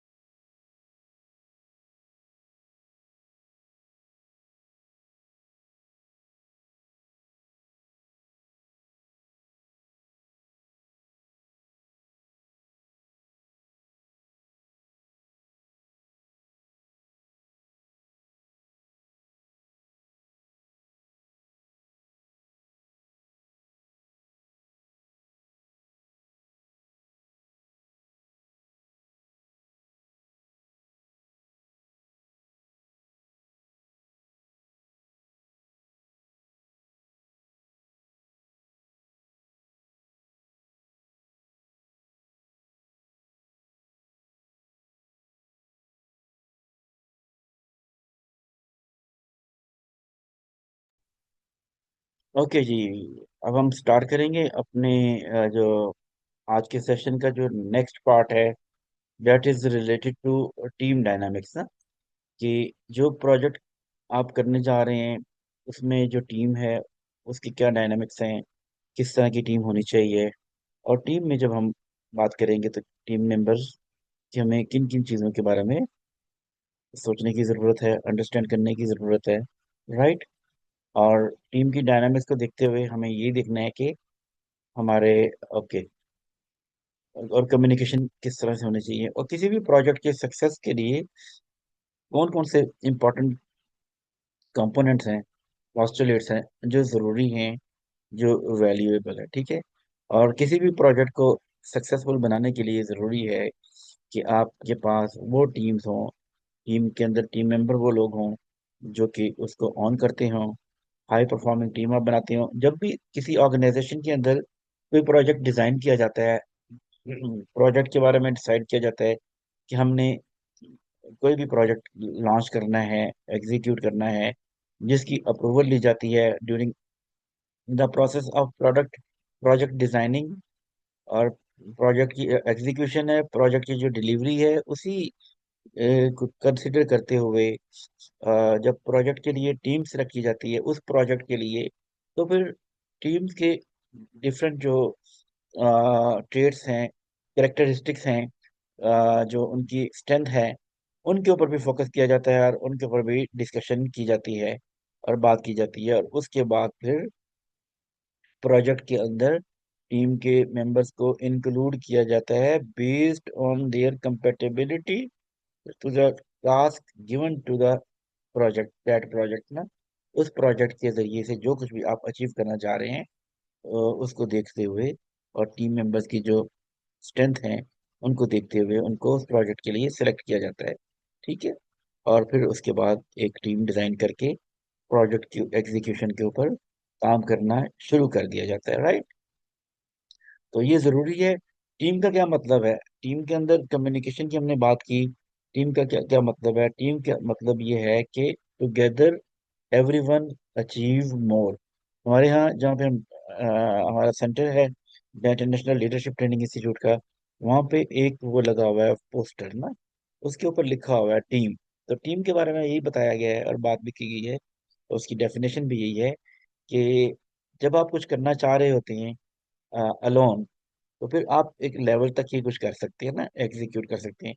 लेकिन जब आप चाह रहे होते हैं कि आप कुछ ज्यादा दूर तक जाएं, कुछ ज्यादा चीजों को अचीव करना करें, तो फिर ultimately you need to design and formulate a team.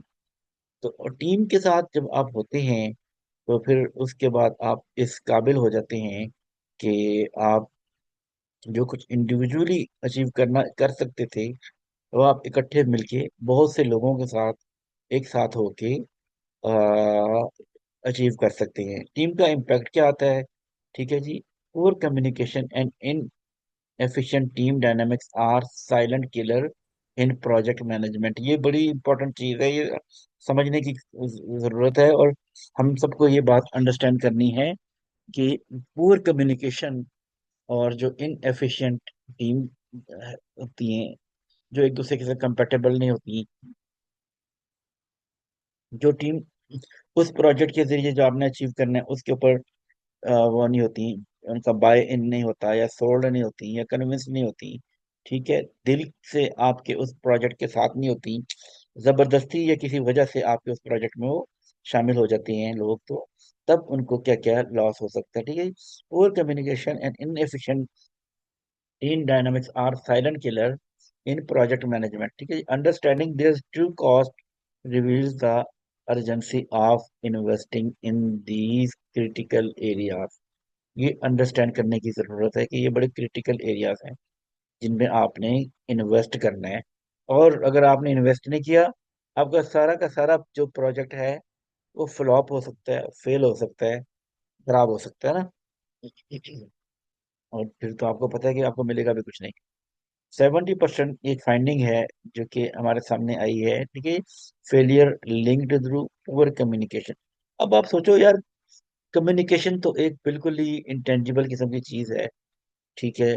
तो वो नहीं है तो क्या कम्युनिकेशन से भी चीजें खराब हो सकती हैं? लेकिन हाँ जी, पुअर कम्युनिकेशन के साथ जब आप चीजों के साथ ऑब्जेक्टिव जो है प्रोजेक्ट के वो नहीं बताते, डेलीगेशन नहीं करते, लोगों को एंगेज नहीं करते, तो मोर देन 70% जो प्रोजेक्ट हैं वो फेल हो जाते हैं विद पुअर कम्युनिकेशन ना। Communication is a tool which you have. ये कम्युनिकेशन, ये तो हम जिससे एक दूसरे के साथ मुखातिब है ना, तो कम्युनिकेशन से आप किसी को वर्दी भी फील करा सकते हैं और वर्थलेस भी फील करा सकते हैं अपनी कम्युनिकेशन के साथ। और कम्युनिकेशन वर्बल भी हो सकती है और नॉन वर्बल भी हो सकती है। ठीक है जी।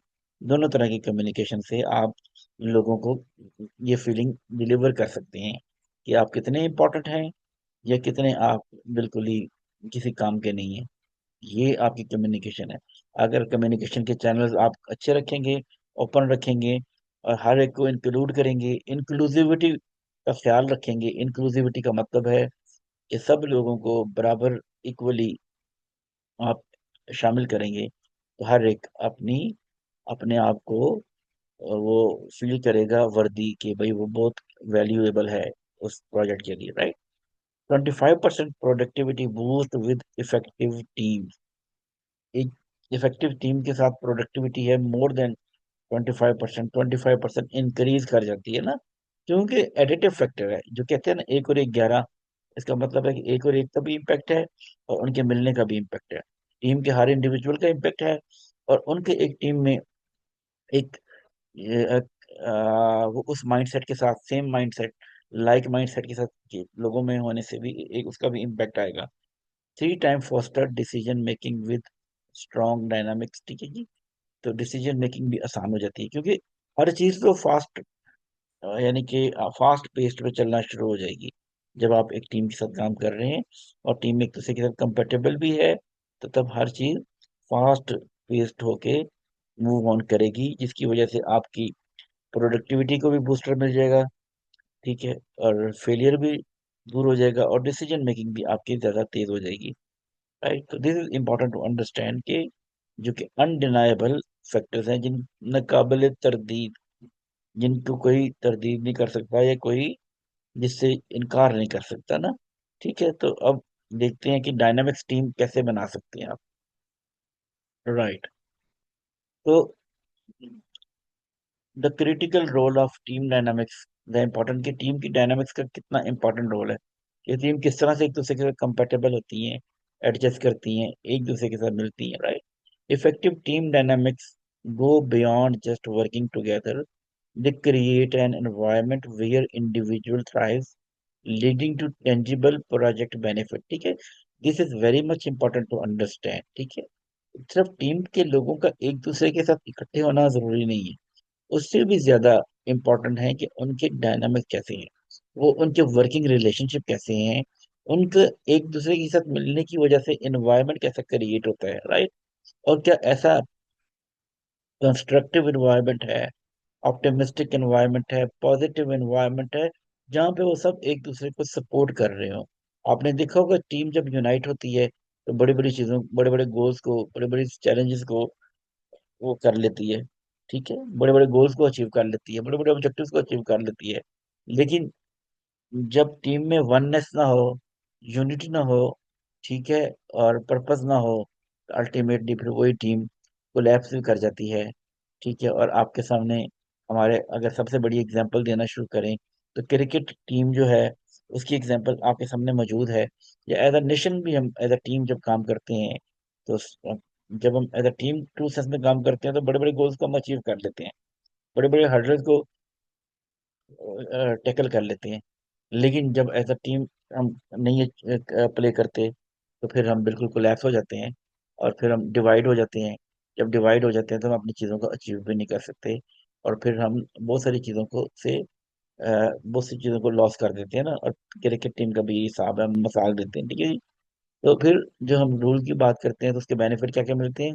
Faster psychological safety, 50% higher trust, ठीक है जी। अ, जिसकी वजह से लोगों को ये फियर खत्म हो जाता है कि यार उनको जज किया जा रहा है, ठीक है, उनकी जजमेंट, कोई लोग, वो अंदाजा हो जाता है कि भाई कोई भी बात हो रही है उसकी बेस पे किसी को जज नहीं किया जा रहा, ठीक है। Another thing that is very much important, that is enhance collaboration, reduce rework by 15%, improves morale and retention, decrease turnover by 20%। ये जो आउटकम्स है ना, ठीक है जी। साइकोलॉजिकल सेफ्टी प्रोवाइड की, ट्रस्ट बढ़ गया लोगों में, जब ट्रस्ट बढ़ गया 50% ट्रस्ट का लेवल हाई हो गया। अल्टीमेटली भी जब ट्रस्ट का लेवल हाई हो गया तो लोग एक दूसरे के साथ मिलकर काम करेंगे। कोलेबोरेशन इंक्रीज की, ठीक है जी, गलतियों का इम्कान कम हो गया, ठीक है। इम्प्रूव मोरल एंड रिटेंशन को इंक्रीज किया तो टर्न ओवर 20% डिक्रीज हो गया, ठीक है जी। इनोवेशन को ड्राइव किया, इनोवेशन को इनकरेज किया तो two time more creative solution reported, ठीक है। तो जब इनोवेशन रखती है, फ्रीडम दे दी, ठीक है, और हर एक को सोचने का यकसा मौका फराहम करती है और किसी के ऊपर किसी किस्म की कोई कदगन नहीं है, किसी किस्म की कोई रुकावट नहीं है, तो फिर जाहिर है वो नए नए आइडियाज लेके आएंगे ना, लोग नए नए आइडियाज लेके आएंगे। जब नए आइडियाज लेके आएंगे तो इनोवेशन आएगी, जब इनोवेशन आएगी तो नई चीजें आपके सामने आना शुरू हो जाएंगी ना। Business is nothing accept innovation and marketing. जो कुछ भी हम कर रहे हैं ना बेसिकली, वो क्या है? वो बिजनेस जो है वो इनोवेशन के साथ है और मार्केटिंग के साथ है ना। नई चीजें आ रही हैं तो उनकी एक्सेप्टेंस भी आ रही है, नई चीजें आप लेके आते हैं, जिद्दत पसंदी या इनोवेटिव होते हैं, आपकी चीज़ों की एक्सेप्टेंस भी ज़्यादा हो जाती है। जी। अब हम देखते हैं जी, ये कंपोनेंट जिनके ऊपर हम बात करेंगे वो कंपोनेंट हैं जिनका होना बड़ा ज़रूरी है हाई परफॉर्मिंग टीम्स के अंदर, ठीक है। सबसे इम्पोर्टेंट चीज़ है कि high performing teams are not accidental, they are build on a bedrock of intentional practices and shared values. ऐसा नहीं होता कि जो हाई परफॉर्मिंग टीम्स हैं वो कोई एक्सीडेंटली बन जाती हैं, ऐसा हरगिज नहीं है। उसके पीछे बड़ा काम होता है, ठीक है। उसके पीछे आपकी वो हार्ड वर्क होता है, प्लानिंग होती है, डिवोशन होती है, जो आप सब चीजों को साथ लेके चलते हैं। एक कल्चर जो आपने बनाया होता है वो कल्चर होता है, उस कल्चर की का इम्पैक्ट होता है। तो ये सारे के सारे वो कंपोनेंट्स हैं जो आपकी टीम को हाई परफॉर्मिंग टीम बनाते हैं, ठीक है। और उनके बीच में शेयर्ड वैल्यूज होती हैं, इंटेंशनली जो लोग काम करते हैं वो सारा कुछ होता है, ठीक है जी। शेयर्ड विजन एंड गोल्स जी align 90% of team's effort, ensuring everyone is working towards a common objective। जब शेयर्ड विजन एंड गोल, सबका मुश्तरका गोल होता है ना, और सबको अच्छे तरीके से समझा दिया जाता है कि हमारा विजन क्या है, हम करना क्या चाह रहे हैं, हम यहाँ पे मौजूद क्यों हैं, हमारी एग्जिस्टेंस क्यों है, हमने क्या अचीव करना है। तो अल्टीमेटली जब हमने सबको ये कम्युनिकेट कर दिया, डिसिमिनेट कर दिया, हर एक के लिए ये चीज़ें अंडरस्टैंडेबल हो गई, अल्टीमेटली फिर आपकी जो टीम एफर्ट्स हैं वो 90% इंक्रीज कर जाएंगी, ठीक है। और सब लोग एक दूसरे के साथ अलाइन हो जाएंगे। और फिर एक और चीज़ भी बड़ी इंपॉर्टेंट है, that is very much important. जब भी प्रोजेक्ट के लिए टीम बनाए ना, तो फिर उनको हर एक को उसका रोल बिल्कुल क्रिस्टल क्लियर बता दें कि उनका रोल इस प्रोजेक्ट में क्या है, उनकी रिस्पॉन्सिबिलिटीज इस प्रोजेक्ट में क्या है, उन्होंने किसको रिपोर्ट करना है, किससे रिपोर्ट लेनी है, कौन उनका सबऑर्डिनेट होगा, कौन उनका टीम मेंबर होगा, ठीक है, कौन उनको सपोर्ट करने के लिए मौजूद होगा। तो इससे क्या होगा, एम्बिग्विटी जो है वो कम हो जाएगी, ठीक है। ये reduce ambiguity by 80%, empowering individual to own their contribution ना। तो एम्बिग्विटी जितना कम हो जाएगी, ठीक है, रोल्स एंड रिस्पॉन्सिबिलिटीज जितना क्लियर होंगे, उतना ही ट्रांसपेरेंसी ज्यादा होगी, उतना ही लोग एक दूसरे के साथ मिलकर काम करेंगे, और फिर उस टास्क के ऊपर ही काम करेंगे जो टास्क उनके जिम्मे लगाया गया है, राइट। तो ये बड़ा इंपॉर्टेंट है कि रोल्स एंड रिस्पॉन्सिबिलिटीज को क्रिस्टल क्लियर करके बताया जाए टीम मेंबर को कि उनके से उनसे क्या क्या एक्सपेक्ट किया जा रहा है और उन्होंने क्या क्या करना है। Mutual trust and respect, the fundamental foundation for open dialogue and effective problem solving. सबसे ज्यादा जरूरी है कि रिस्पेक्ट एंड ट्रस्ट, ठीक है जी, ये भी कोर एलिमेंट है।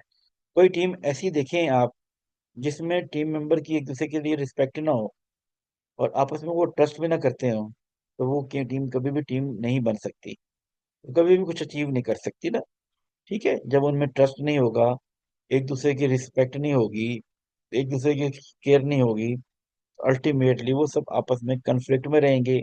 कन्फ्लिक्ट में रहेंगे तो फिर एक दूसरे के साथ एक दूसरे के ऊपर डाउट क्रिएट कर होगा।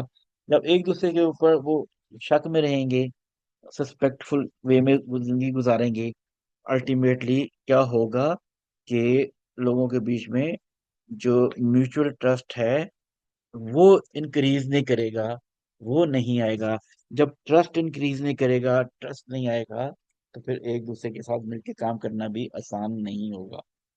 एक और चीज अब हमने बहुत दफा डिस्कस कर लिया, psychological safety, that is important to understand. ये साइकोलॉजिकल सेफ्टी क्या है, साइकोलॉजिकल सेफ्टी तो बहुत इम्पोर्टेंट है अंडरस्टैंड करने के लिए। साइकोलॉजिकल सेफ्टी यार encourage candid feedback and risk taking without fear of negative repercussion। ये गूगल के अंदर फाइंडिंग है। जब भी कोई बात करे ना, आपकी टीम में भी लोग होते होंगे वो अपने ओपिनियन शेयर करते होंगे, चले टीम जो आपकी प्रोजेक्ट की टीम नहीं हो, वैसे रूटीन की टीम ना, तो उनको उनके लिए भी जरूरी है कि उनको साइकोलॉजिकल सेफ्टी प्रोवाइड की जाए।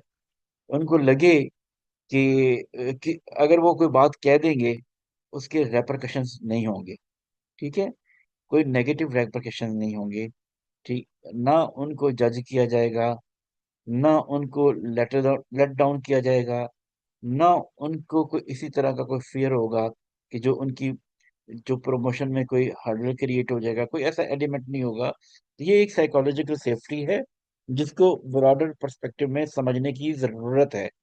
कोई भी बात करे, आप उसकी बात को सुनेंगे, अंडरस्टैंड करेंगे और उसकी पॉइंट ऑफ व्यू की रिस्पेक्ट करेंगे। तो ये इम्पोर्टेंट है, ये जरूरी है, और ये ट्रू सेंस में हर एक को फील भी होना चाहिए। ठीक है जी। फिर एक और चीज है, communication in action, strategic approach. Right. तो टीम में जब हम बात करते हैं कि वो कैसे करना है जी, मास्टरिंग प्रोजेक्ट कम्युनिकेशन स्ट्रेटेजी। तो communication is very much important for the success of any project. ठीक है। तो कोई भी प्रोजेक्ट आप कर रहे हैं, उसके अंदर communication is the most important thing for any project. Communication अगर वीक है तो आपका प्रोजेक्ट भी समझे वीक हो सकता है। कम्युनिकेशन अगर स्ट्रांग है, आपका प्रोजेक्ट भी स्ट्रांगफुली एग्जीक्यूट हो सकता है। ठीक है। तो अब डिपेंड करता है कि आपकी कैसे कम्युनिकेशन है। Communication is a force through which you can bind everyone else in your project management team. ठीक है। तो जिनके जरिए से एक दूसरे के साथ आप अटैच रहते हैं ना। और कम्युनिकेशन सबके लिए एक तरह से ही होनी चाहिए, स्ट्रेटेजिक होनी चाहिए, ट्रांसपेरेंट होनी चाहिए, राइट, और सबको वो उससे सेम मैसेज मिलना चाहिए ना। ठीक है जी। Strategic communication is the life blood of any project, ensuring information flows freely and effectively to prevent pitfalls and drive progress। तो स्ट्रेटेजिकली कम्युनिकेशन इज बड़ी इंपॉर्टेंट है, वो फ्लो ऑफ इंफॉर्मेशन के लिए और उसकी इफेक्टिविटी के लिए। देखिए कितना ज्यादा आपका फ्लो ऑफ इंफॉर्मेशन है जो लोगों को जरूरत है रिलेटेड टू प्रोजेक्ट और other things related to that project ना। ठीक है। तो डेली स्टैंड अप्स हैं, boost transparency by 40% in agile environment, keeping everyone align. ठीक है जी। तो डेली स्टैंड अप जो है वो आपकी जो ट्रांसपेरेंसी है उसके 40, जो डेली ब्रीफ भी हो सकते हैं, कुछ भी हो सकता है प्रोजेक्ट के अंदर। आप डेली ब्रीफ करना शुरू कर दें, या ब्रीफ करना शुरू कर दें, या ये भी पीरियोडिकली आप लोगों को ब्रीफ करना शुरू कर दें। तो views transparency by 40% in agile environment, तो उससे 40% जो है आपका ट्रांसपेरेंसी जो है वो इंक्रीज हो जाती है। ठीक है। और सब चीजें एक दूसरे के साथ अलाइन हो जाती हैं।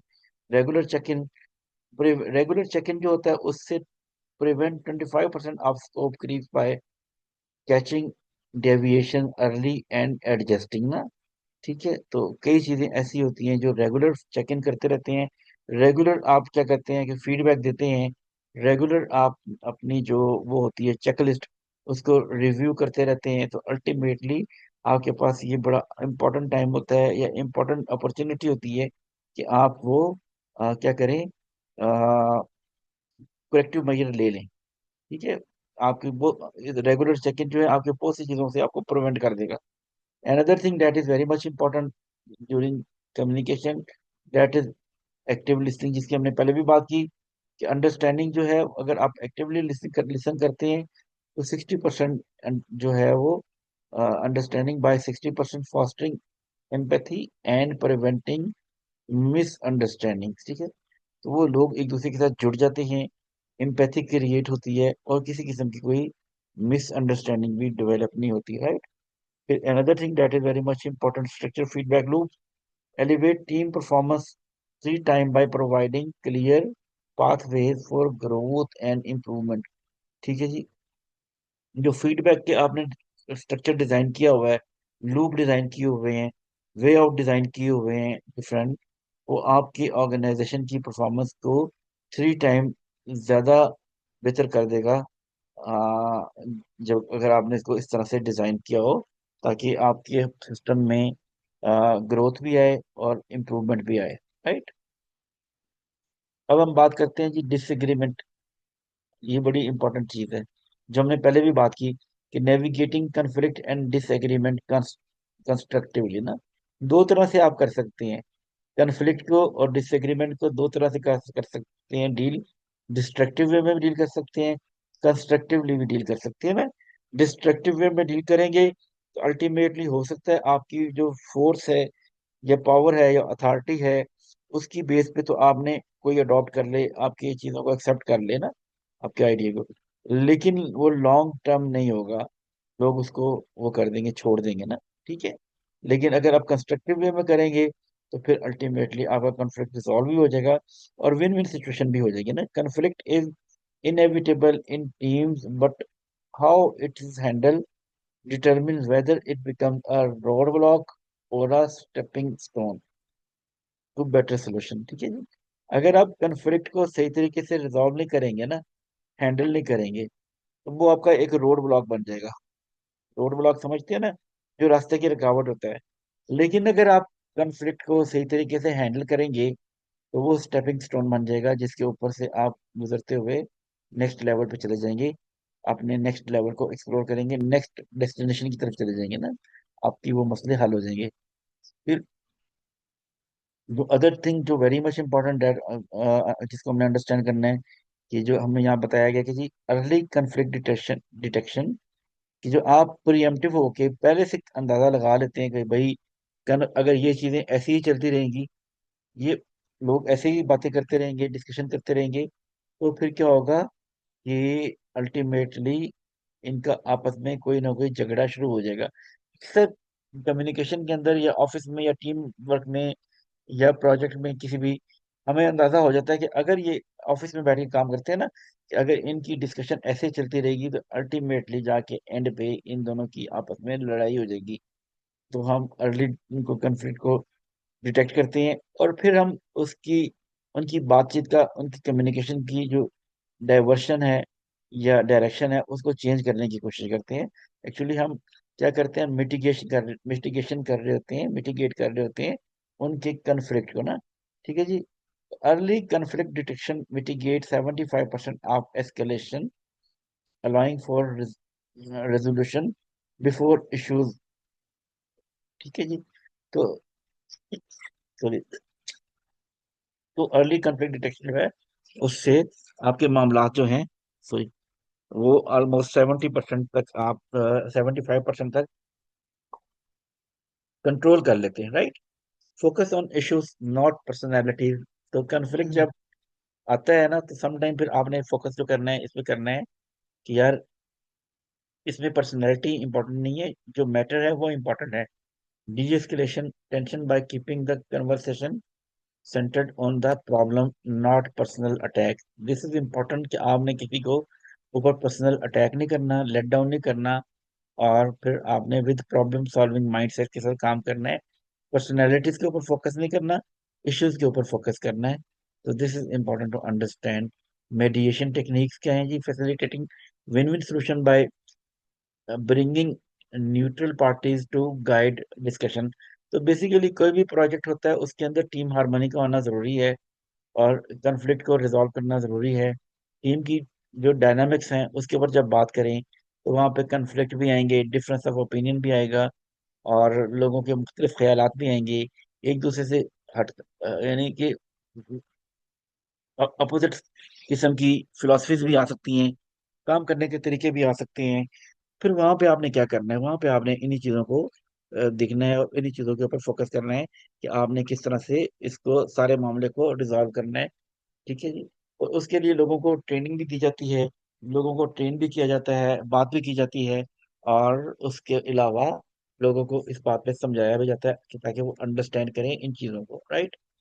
तो अब देखते हैं जी टेक्नोलॉजी, लीडरशिप और ग्रोथ का आपस में क्या कनेक्शन है। तो this is important to understand कि हम देखते हैं कि लीडरशिप की जब हम बात करते हैं ना, सम टाइम जब प्रोजेक्ट के अंदर ये नहीं होता कि जो फ्रंट से लीड कर रहा है वही लीडर है।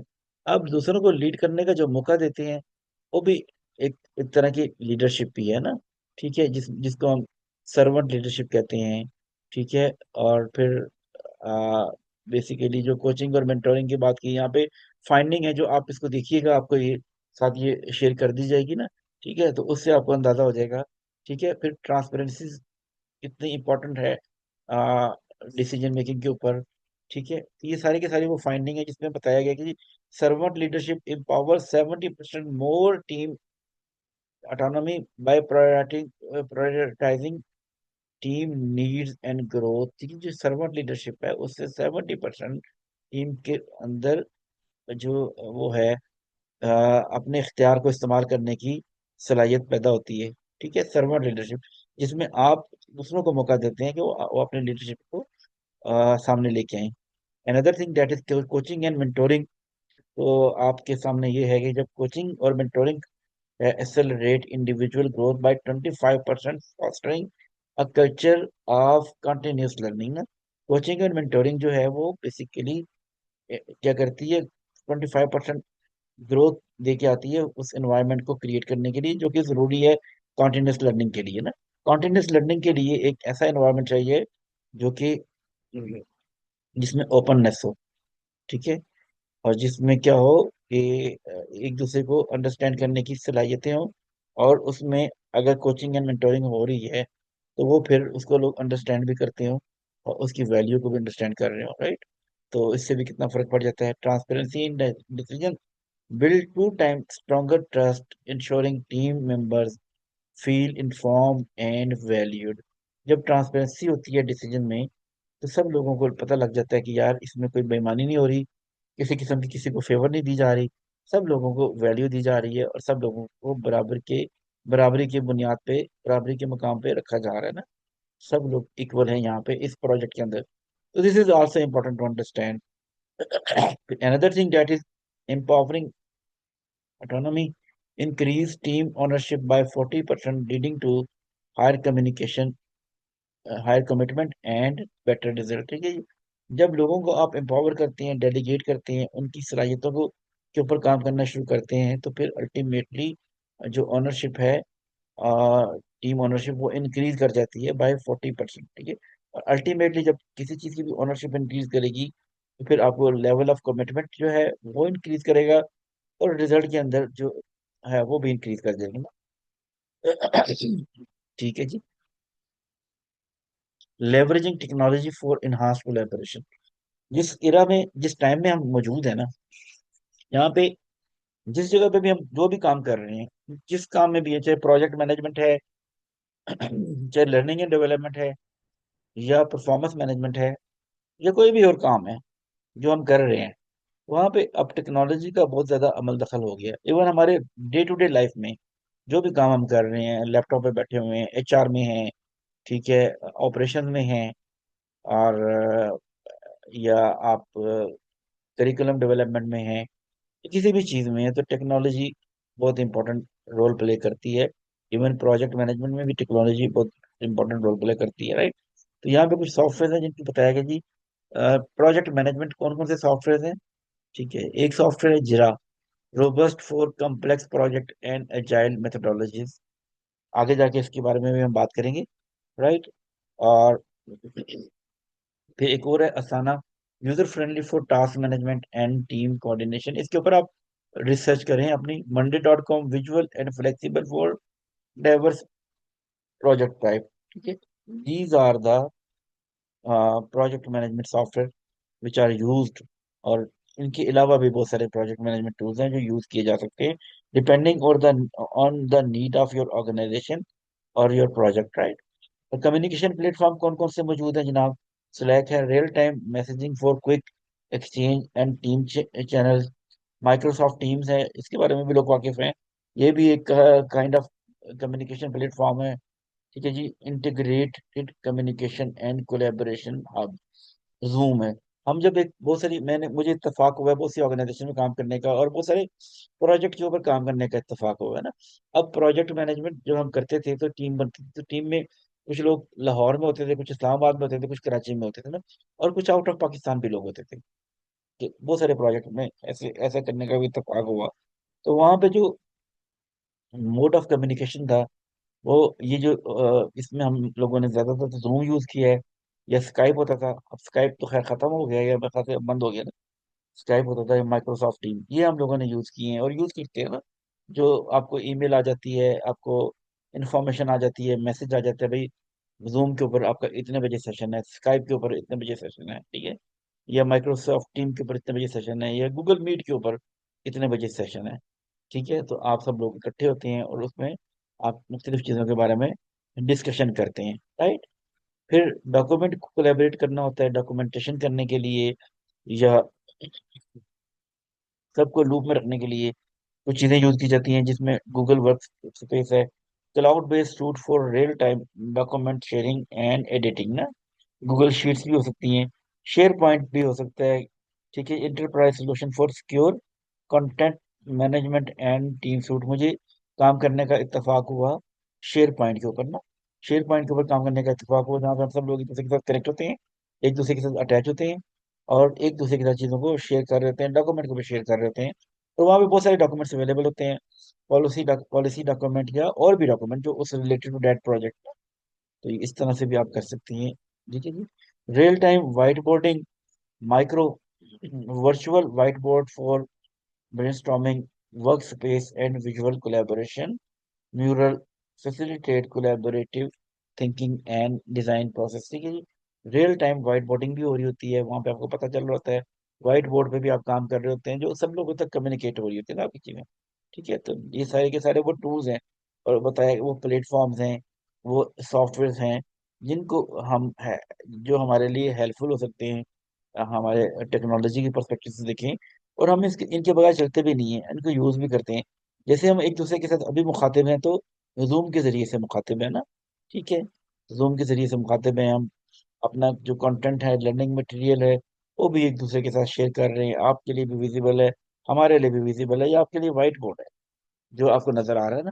ठीक है जी, जो मुझे आपके पास हूँ तो मुझे वहां पे लिखना पड़े, तो मैं लिख नहीं पा रहा, तो मैंने आपके सामने चीजों को भिजवा दिया। और अगर आप चाहें तो आप भी लिख सकते हैं ना, ये ऊपर जो आपके सामने इसका पैनल आ रहा है जूम का, इसके जरिए से आप भी कुछ चाहें तो कर सकते हैं, लिख सकते हैं। तो इस तरह की चीजें, इस तरह के प्लेटफॉर्म हैं जो यूज होते हैं एक दूसरे के साथ कम्युनिकेट करने के लिए, और पर्टिकुलरली फॉर कोलेबोरेशन को इंक्रीज करने के लिए, for particularly for project management, right.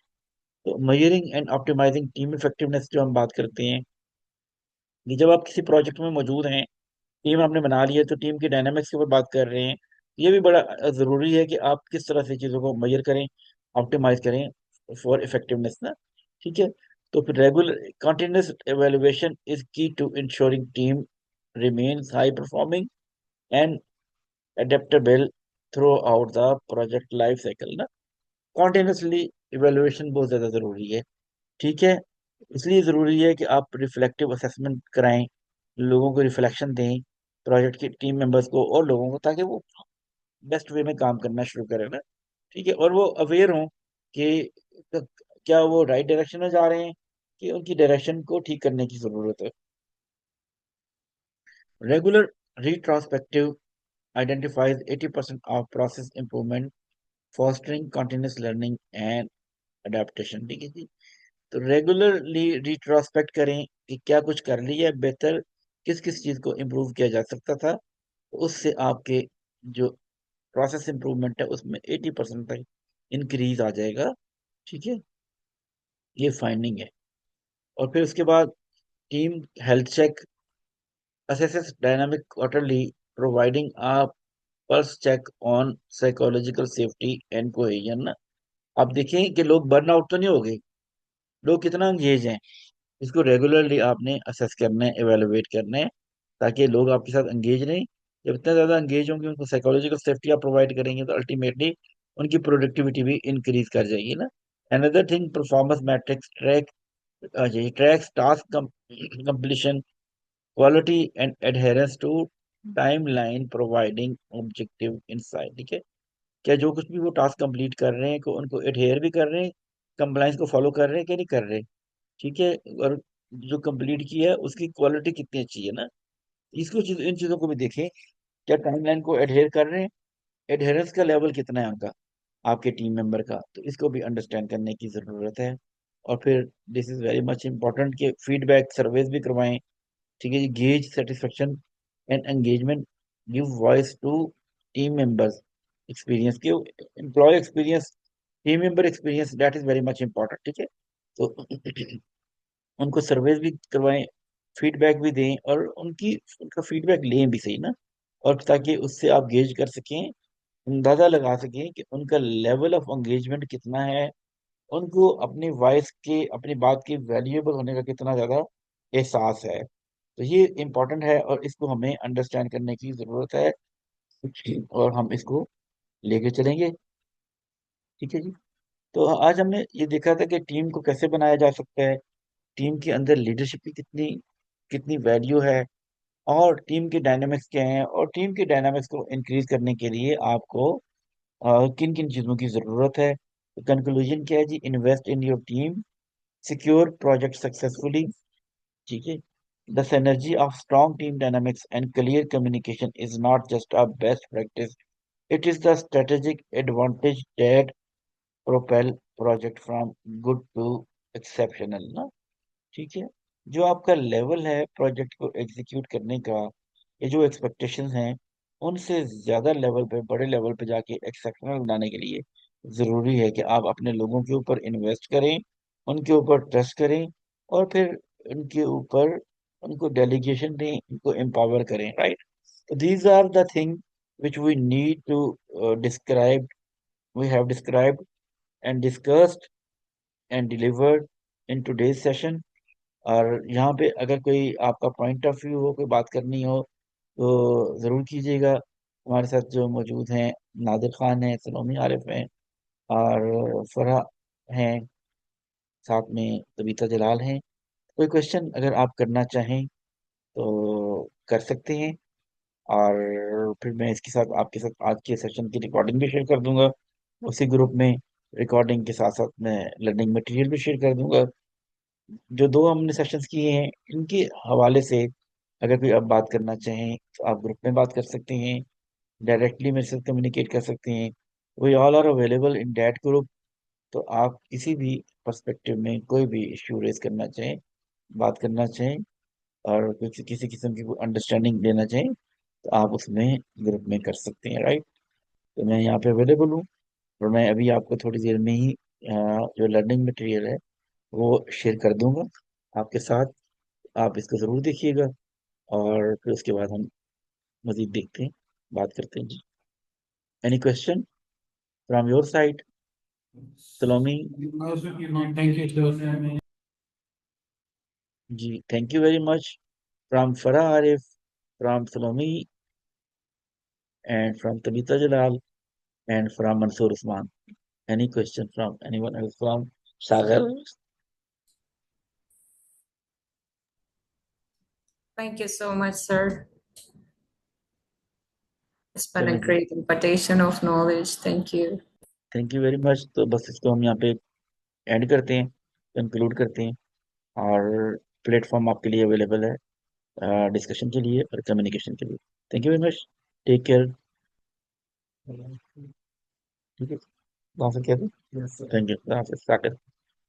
Thank you. Allah Hafiz. अल्लाह हाफिज़।